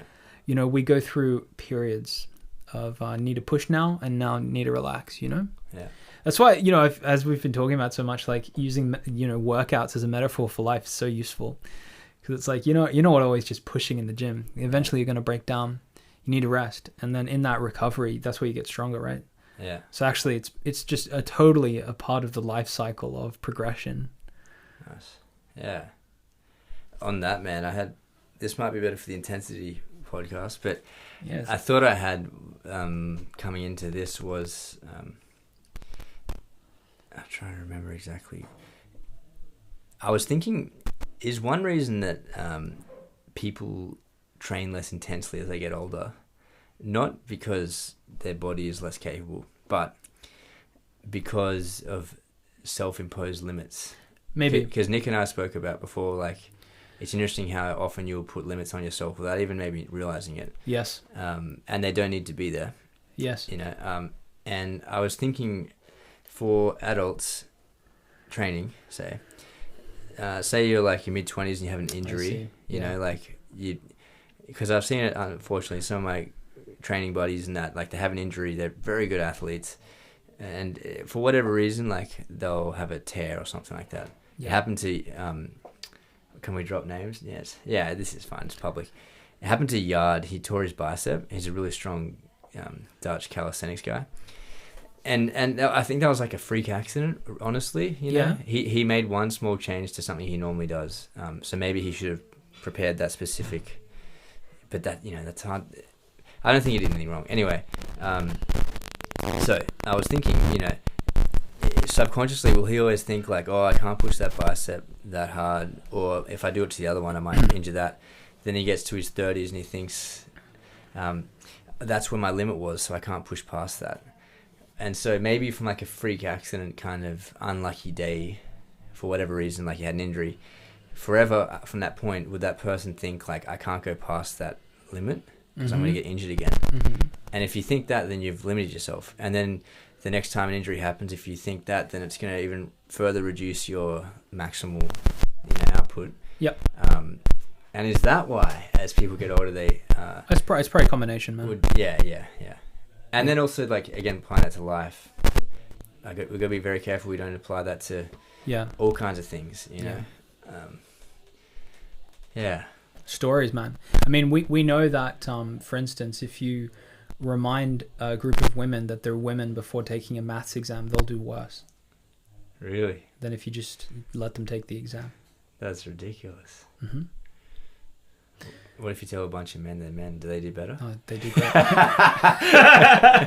No, yeah, so we know that. And, like, people, as you age, you know, if you're told, like, you know, if you're treated like a grandpa, you're more likely to act like a grandpa in whatever way you think a grandpa acts. You know? So maybe that's the reason. I feel like when I wear suits sometimes, I just like I'm more professional and confident, even though it makes no difference. Maybe it's in that part of that perception as well, right? Absolutely, yeah. This guy's in a suit. He knows what he's doing. Yeah. He's got everything under control. Lex Friedman. Yeah. Man, we should be wearing suits. What are we doing? Yeah, you're wearing the opposite of us. I could wear this under a jacket. You know? No, but yeah, there's a perception around these things, man. Stories. So it's interesting because you could, like, the flip side of this is, like, do we want to tell ourselves another story? You know, do we want to tell ourselves a certain story that maybe increases the likelihood of being exceptional? And we'd say yes. I don't know, man. This is a question because it's like, is that delusional? Yeah. I think it's like what I'm trying to do more and more is just to remove self-limiting stories, or at least challenge them and go like, come on, is that true? Yeah. And just go there and see, because like once you get the information, then you can make a story. Don't make a story before you know. Yeah. I mean, it's easy to say, maybe more difficult to do. And does that mean that if you notice a story that is not self-limiting, then you're like, that's okay, we'll leave that one there? Maybe. Well, because the other thing is like, are you living a delusional life? I don't know. We should quickly. Can you give a quick recap of what a story is, just in case people are not quite? What do you mean? I don't. I know that sounds ridiculous. But I mean, like, what we're referring to, like, things that people think are the case, or the reason as to why something happened or will happen. Right. But it's all self-created and often maybe incorrect. Right. That's what you mean when you say story, right? like a narrative constructed. Yeah. Because I think a lot of people wouldn't even be aware they have them. That's right. Yeah. Yeah, that's like just the most powerful step, isn't it? Of just being aware. Yeah. Yeah, exactly. And where they come from. Like, that's why for me, it's been so important for me to kind of like psychologically excavate my childhood to figure out like, okay, there was a belief out there that like, you know, people think negatively if you don't wear shoes, and you're not going to know. Yeah. So that's a very pernicious story. That is. Damn. Because then you can never falsify it. Yeah. But then it's like, what other kinds of stories like that are you living in accordance with? Yeah, exactly. Yeah. Man, that's a real tricky one. Like, I would never want to tell a kid that. Right. Because of all the, it's like underlying distrust of people. There you go. Yeah. No, but that's really interesting now, because then it's like, well, then my mother has that, right? You know, she was projecting that onto me. There's a fundamental distrust, which makes sense in her case, because, I mean, I should probably say that I grew up I was born in South Africa. That's where my parents are from, and we kind of escaped there during apartheid. So, of course, if you grew up in that kind of situation, you were going to have a fundamental distrust of other people. And in addition to that, you know, you're sometimes, because I'm kind of like brownish, but not totally black, colored, we call it in South Africa. So sometimes you can actually get into places that like a totally black person wouldn't get into if you know how to like act, you definitely have to wear shoes. Yeah. You need to be able to speak English and be educated and all those things. So like, is it a coincidence that I went to Harvard Medical School? I don't think so. I think it's, my life has probably been driven by a lot of those things subconsciously. Yeah. And so then it's interesting to excavate those things, because as you said, most of us are living under some kind of story, because we're just humans, and there's so many infinite inputs, and we got to like somehow make sense of them and filter them and all that sort of thing, so that we can act. And in order to do that, we need value systems. And part of that is like, we construct stories. So then, which parts of those stories are filtering the world in a way that is deleterious, and which of those stories is good. And I just feel that we need to be aware of what they all are. Yeah. I'm just making a note of this. Is great, man. Yes. I think it's good to just be conscious of what the stories are. Yeah. I also love how you distilled that from almost first principles. That was epic. Oh, okay. Yeah. I just thought about it a lot. That wasn't the first time I went through that. That was really cool. Yeah. I feel like that would blow a lot of people's minds. You think? Yeah, I reckon. Especially someone that hasn't ever thought about it before. This is another like thing where it was like one of the differences that we had in making the podcast is you would say like, wow, that was very insightful. And then I'm like, well, I'm not an expert. I don't know what I'm talking about. All those things. You have a gift of distilling ideas, man. I feel very insecure about, for instance, talking about entropy earlier. I'm like, damn, I'm out of my depth here. Okay. I've thought about this a lot, but it's just like, is there going to be a physics professor that's like, well, this guy doesn't know what he's talking about? Oh, don't worry. I'm way more out of my depth than you. So you're just dumbing it down for me. I was going to say as well, it's funny, like your mum's advice, it's definitely not terrible, because it, exactly, parts of that is true, where exactly people are definitely going to talk about you behind your back. Yes. But maybe in the way in which you deliver that information is important, hey? And right. It's so if I wanted to communicate that to a kid, how would I do that? I'd try and be very delicate and subtle about it. I mean, but ultimately I'd want the kid to be their natural self, so I would probably... I've thought this too, like, because it's interesting, because, when I was in Canada living with this family and hanging out with this 6-year-old, it was great. I don't know, it's very grounding to be around a child, because they're very honest and impetuous. And anyway, so her father was asking me, like, do you have any advice on, like, how to raise a kid? And I said something like what you just said around, I think I said something like, the greatest gift that you could probably give to a child is to...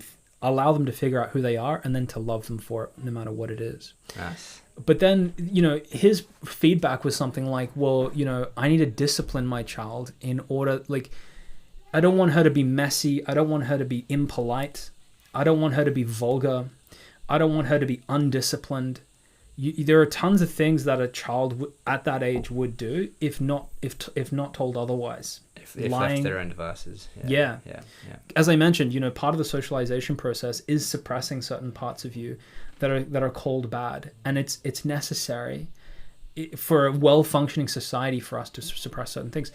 So I'm really glad that you said that, there are certain positive aspects to the story my mother told me, because it's true. Like, she was just trying to keep me safe, in the sense of, like, I mean, she maybe had like a cynical story about what humans are, which is totally understandable given in the environment that she grew up in.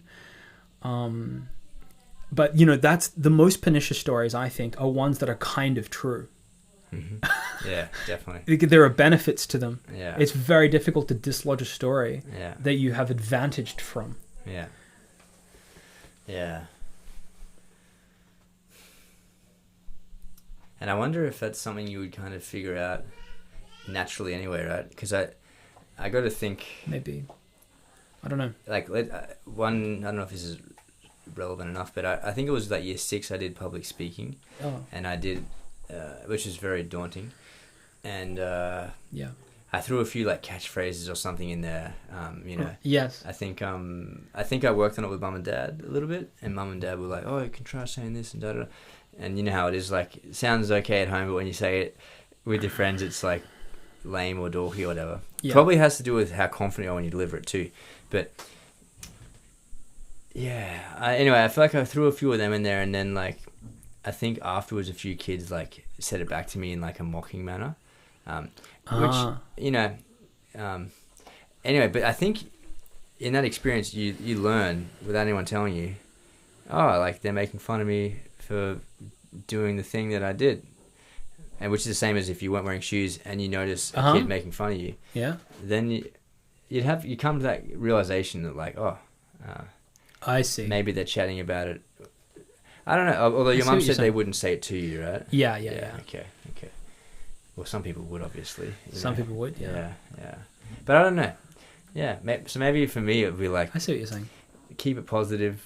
They can experience the unfortunate things, and if they ask me about it, then I can. Give a bit of perspective, maybe. I don't know. Yeah, it's tricky, hey? I think this is coming from two guys that don't have kids. Yeah, I was thinking that when you were giving that dad advice. I'm like, yes, I love that a non-dad is giving a dad advice about being a dad. I mean, he asked for my advice, but I then said to him, look, I don't have kids, so I don't know what I'm talking about. And it was good to hear. Like, I really was interested in his perspective of like, what you're saying is like theoretically nice, but there's just the fact of the matter. So maybe we can talk from it more from our perspective of where we are now, of like what stories do we have that we maybe want to dislodge. I like what you said about how like the kid would have learnt that anyway. Like if it's true, the kid will learn it. Mm-hmm. So I guess like sometimes you have to tell a kid something in order that they don't kill themselves. Yeah. It's important to give them enough stories so that they don't massively ruin their lives. Yeah. But then maybe other than that, I really want to get off this topic. I feel so uneducated on this. I thought it was really interesting. No, I think it's interesting too, but I just what the fuck do I know? No, I don't. For our podcast, I don't know if it matters so much what we know. Although Nick knows an awful lot, but it's more about the stimulating thought and ideas, I reckon. Good. Do you think? Well, this was even what we're spoken about. Maybe I'll go talk to someone else about, or I'll just sit. It'll just percolate away in the background, and I'll have like insights or ideas.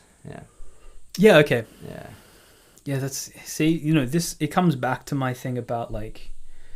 When I listen to a podcast, I'm trying to get information out of it. Yeah. Maybe this is a thing that like I've been educated as a scientist, and so we don't necessarily want to make claims that have not been substantiated. Yeah. Of course. I was saying to a friend yesterday that the other day that I found that in business people make incredibly strong claims with very little to back them up, and then in science it's like even if you've been working on the thing for like 20 years you would never give a straightforward answer. Yeah That's funny. So I don't know, it is very uncomfortable for me to like be talking about things with some degree of authority that I don't know anything about in a public way. In a public way, because if we were talking privately you'd be less. Yeah, but I typically with caveats, this is just my opinion. I appreciate that. Yeah. I have to add a disclaimer to the. This is not gospel. Yeah. But it's interesting that like you have less of a worry about it than I do.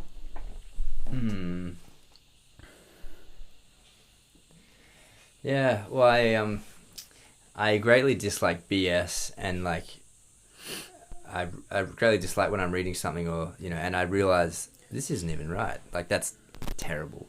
So yeah, I seek truth. But in the search and discussion of truth, you'll say you're not going to say everything completely correct. Okay. Yeah. And if we worried about that, we'd stifle ourselves and not do anything right. That's true. So I think for me this is just all often thought-provoking, and then if maybe we have like 100% I know this to be a fact, we can say it like that, but you know what I mean? Otherwise, it's just things to make us think about. Okay. Also, there's no objective, this is the best way to raise a kid, right? Sure. So, instead... That's a good point. Yeah. Instead, I think it's just probably good to get perspective. That's one way to do something. Here's another way. Here's something that might come up. How would you tackle that? You know, if a kid asks you that question.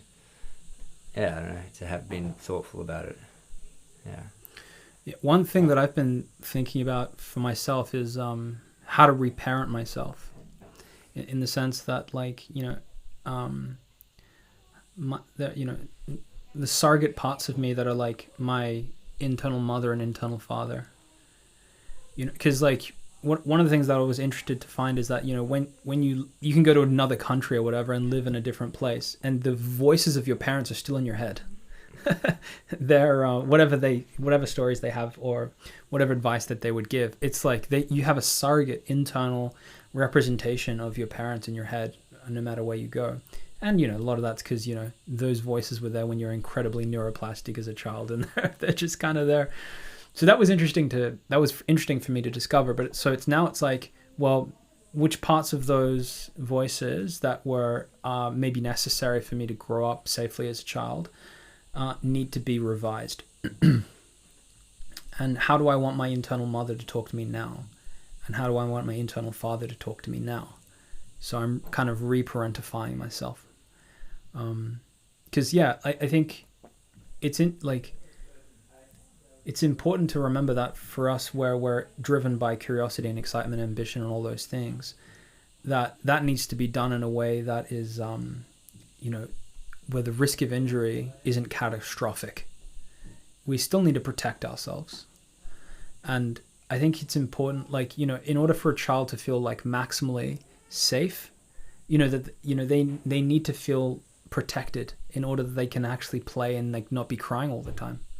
Mm-hmm. So it's like, how do we do that? How do we do that for ourselves? You know, part of it is like, I think having routines, you know, my morning routine tends to be like fairly consistent. I think that's a great thing of like, for me, I find it very liberating that I know that, you know, the first part of my day is going to be taken care of by somebody who cares about me, mm-hmm. in a sense. Yeah. Setting myself up for success, such that for the rest of the day, maybe I can focus on other things.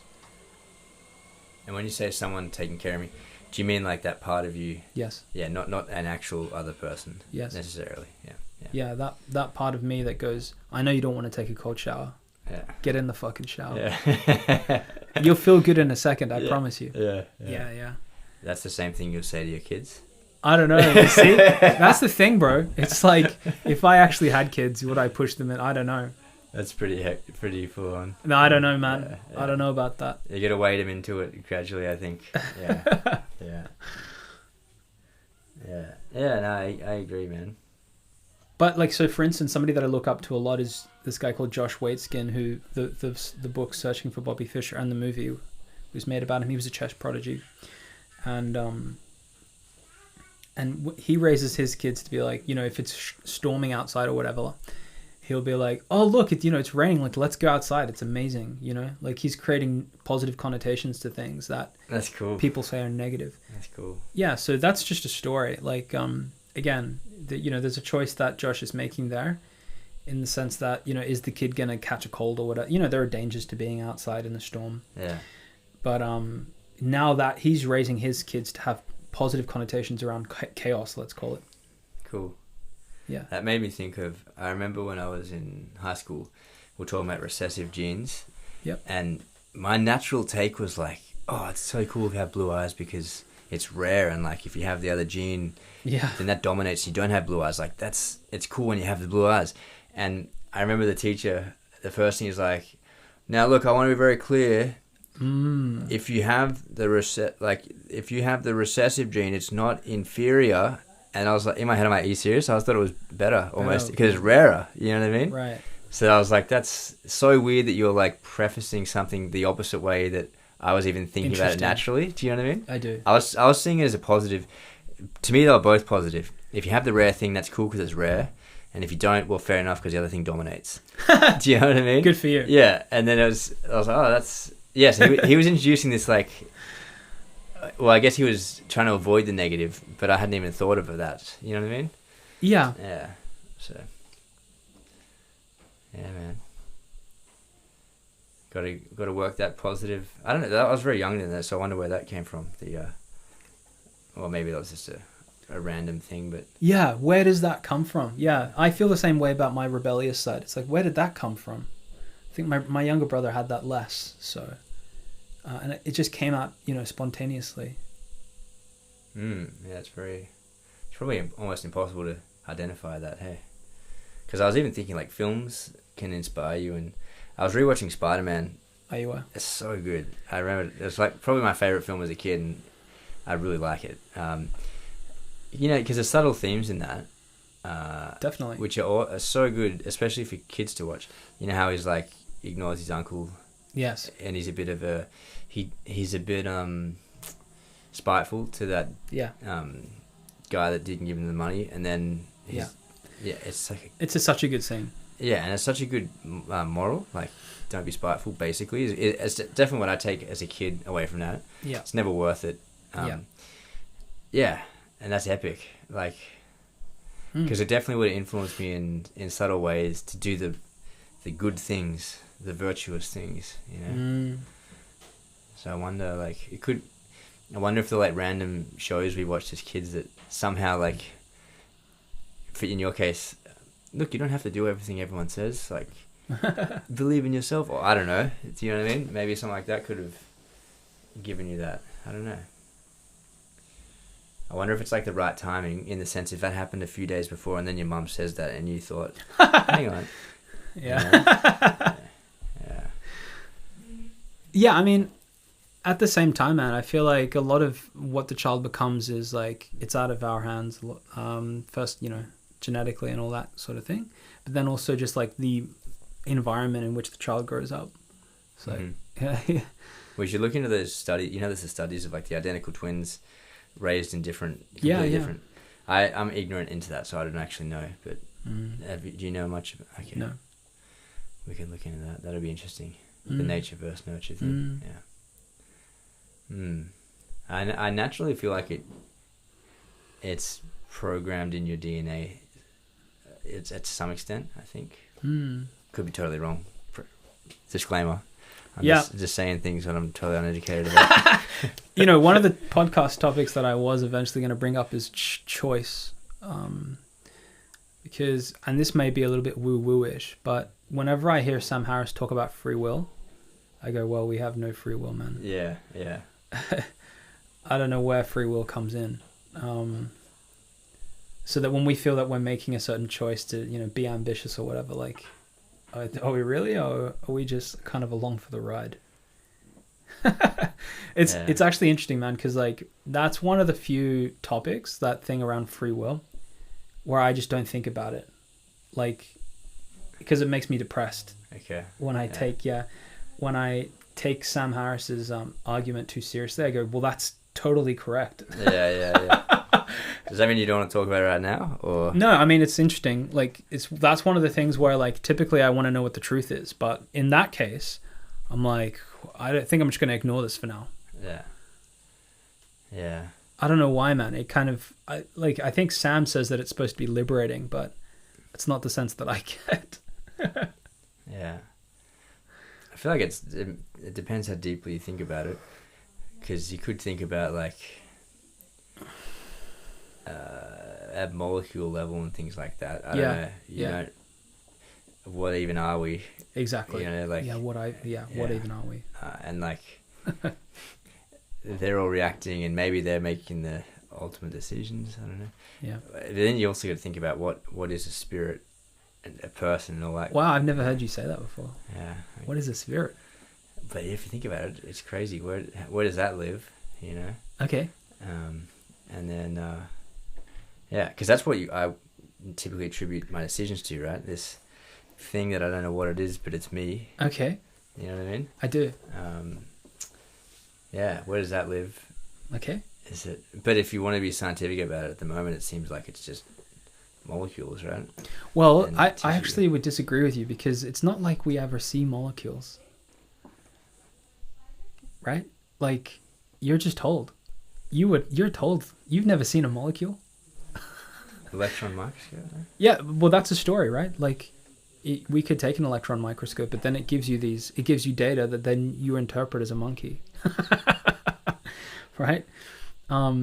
And so the only thing that this is so funny. I didn't realize we're going to go in this direction, but the only thing that we have contact with is pure experience. We don't know that there's a world out there, right? It's like we're watching a movie. We're inside, or maybe we're not inside. Where are we? There's no. If you look, there's no I. There's just experiences happening. So it's interesting that like we as humans have actually. If you go back to the ancient Greeks, you won't find the subject-object distinction that we take to be fundamental. You won't see that. That was something that came up around the time of Descartes. I think, therefore I am. And it was interesting, man, because I went down this. I eventually went down this rabbit hole of trying to figure out where all this came from. And one story, I don't know if this is true, but one story was that Descartes basically was the church was basically like. Descartes, you gotta, they were getting threatened by like, where's the space for God here? If the scientific method and determinism, if all of that's true, where's the space for God? And they're basic, and one story is to say, well, all the science stuff is just what governs the physical world, and then there's like another world of, let's say, mind, that is actually the important thing. That's where God is. So just let us have the physics part, so all the matter, we'll take care of that. And then all the stuff that's actually, the spirit, the soul, that's imbued, the matter is imbued with that, where all the important stuff happens, that's God. So you can keep that. So this materialism happened. But the thing is, we never actually experience matter. We only ever have constant contact with experience. It's not, There is no matter. There's only the experience of matter. It's an abstraction. So it's interesting that we say that that's more real. We say that the material world is more real than our experiences. We talk about the objective view of the universe. There's no objective view because objects don't have a view. Only subjects have a view. So there's a material. So we posit the existence of a material world that we don't have constant contact with. We only have constant contact with the experience, and yet we say that the thing that we have abstracted in our minds, due to a fracture between philosophy and the church, that's the real thing. The material world is the real thing. Would you say the objects also don't exist without subjective experience? Almost. I don't know about that one. They may as well not exist. Almost. Well, this is what so the Bishop Berkeley, a philosopher around the Enlightenment, said this. Yeah, that to be is to be perceived. So then here's the thought experiment. It was like, here's a counterexample. Is like, let's say we leave this room now. There are chairs here. So you're saying that the chairs don't exist when we leave the room? Yeah. And I think his answer was, God is always watching. So things are always being perceived. Good save. Yeah, around that time there were a lot of God saves. It's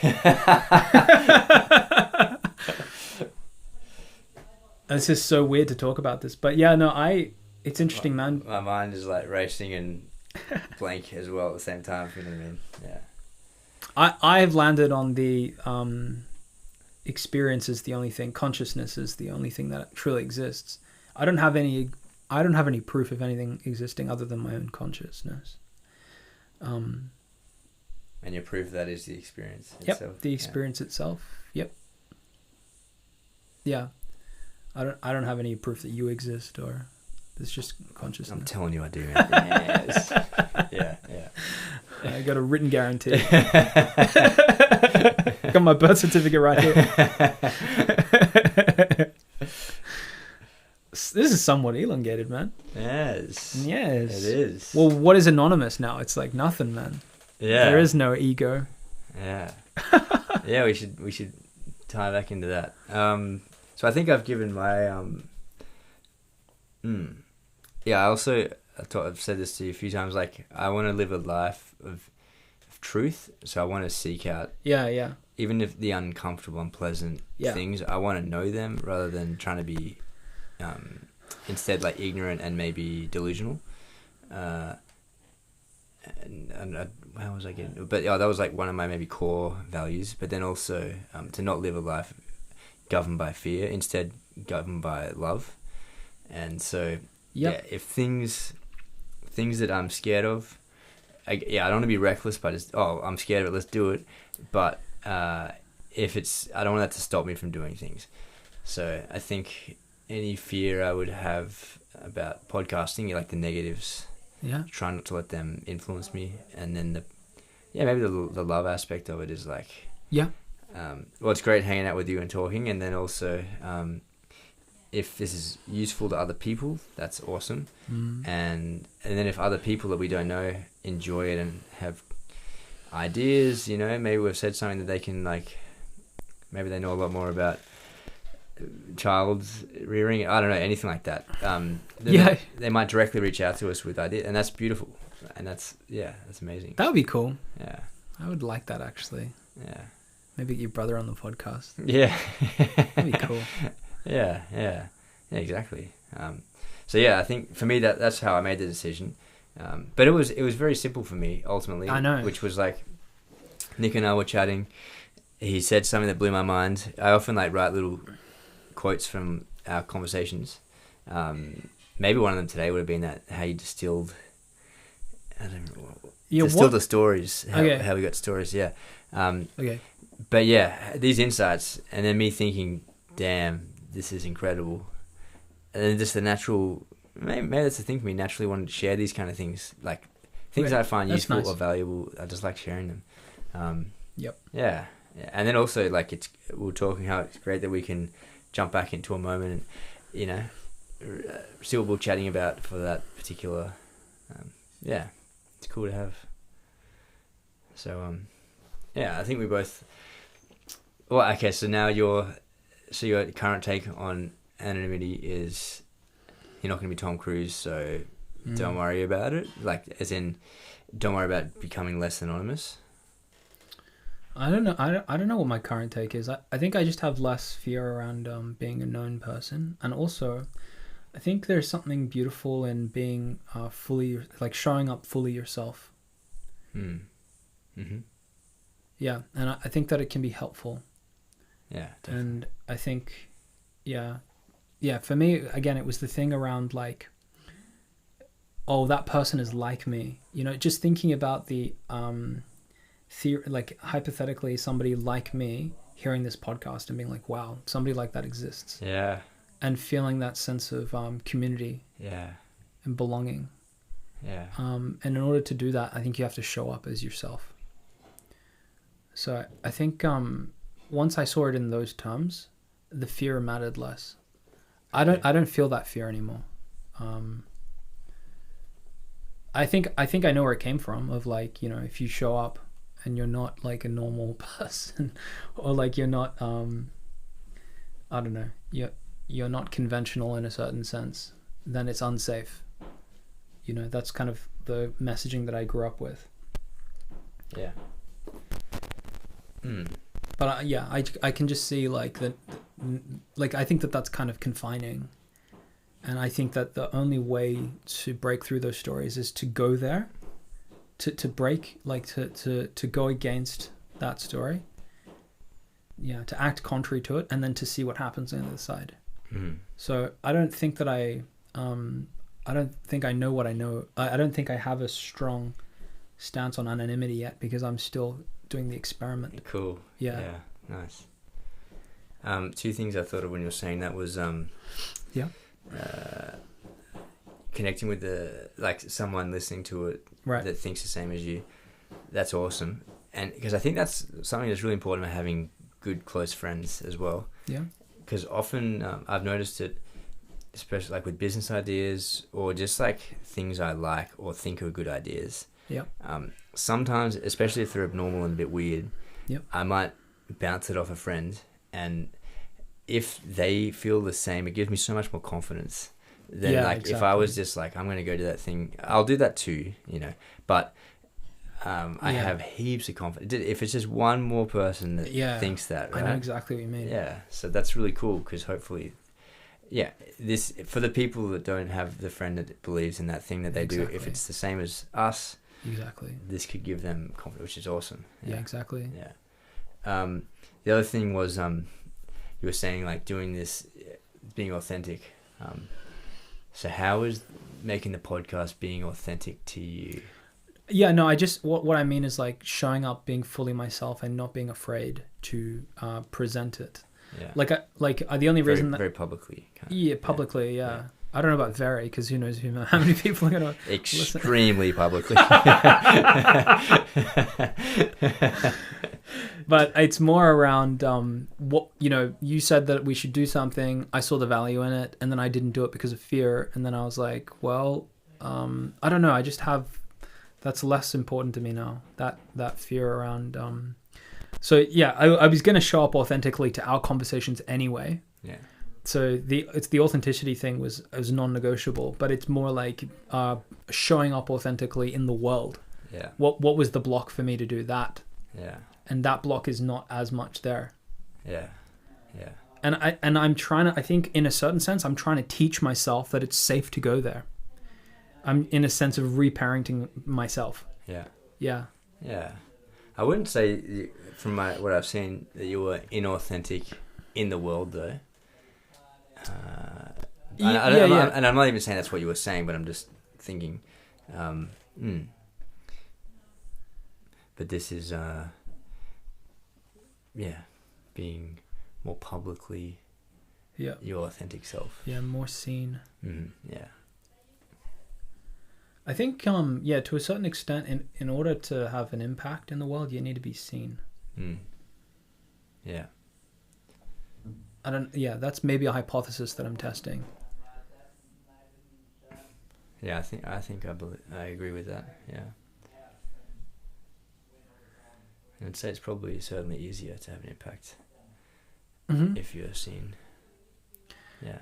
I think maybe the way I'm looking at it is just like the benefits outweigh the downside. Like, it's very exciting to me to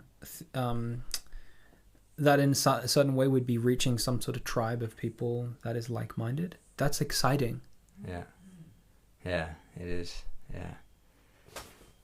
And then also, like, in the nature of discussion, like, it's almost like you focus and come to a similar or same conclusion, right? On sometimes unexplored ideas. It's like they go through a lens and become more clear, right? Mm-hmm. So, yeah. Yeah. Nice. We're coming up on 2 hours, man. Oh, cool. I feel like we should. You want to wrap up? I was thinking it, but I was like, I don't want to. No, let's. I don't want to. That's perfect. More opportunities to talk in the future. Yeah. All right. Well, thank you for listening. No. Time is very finite, and maybe even what's more important than time is attention. Because people can spend the exact same amount of time doing a thing, have very different outcomes, have very different experiences of that because of the way that they attend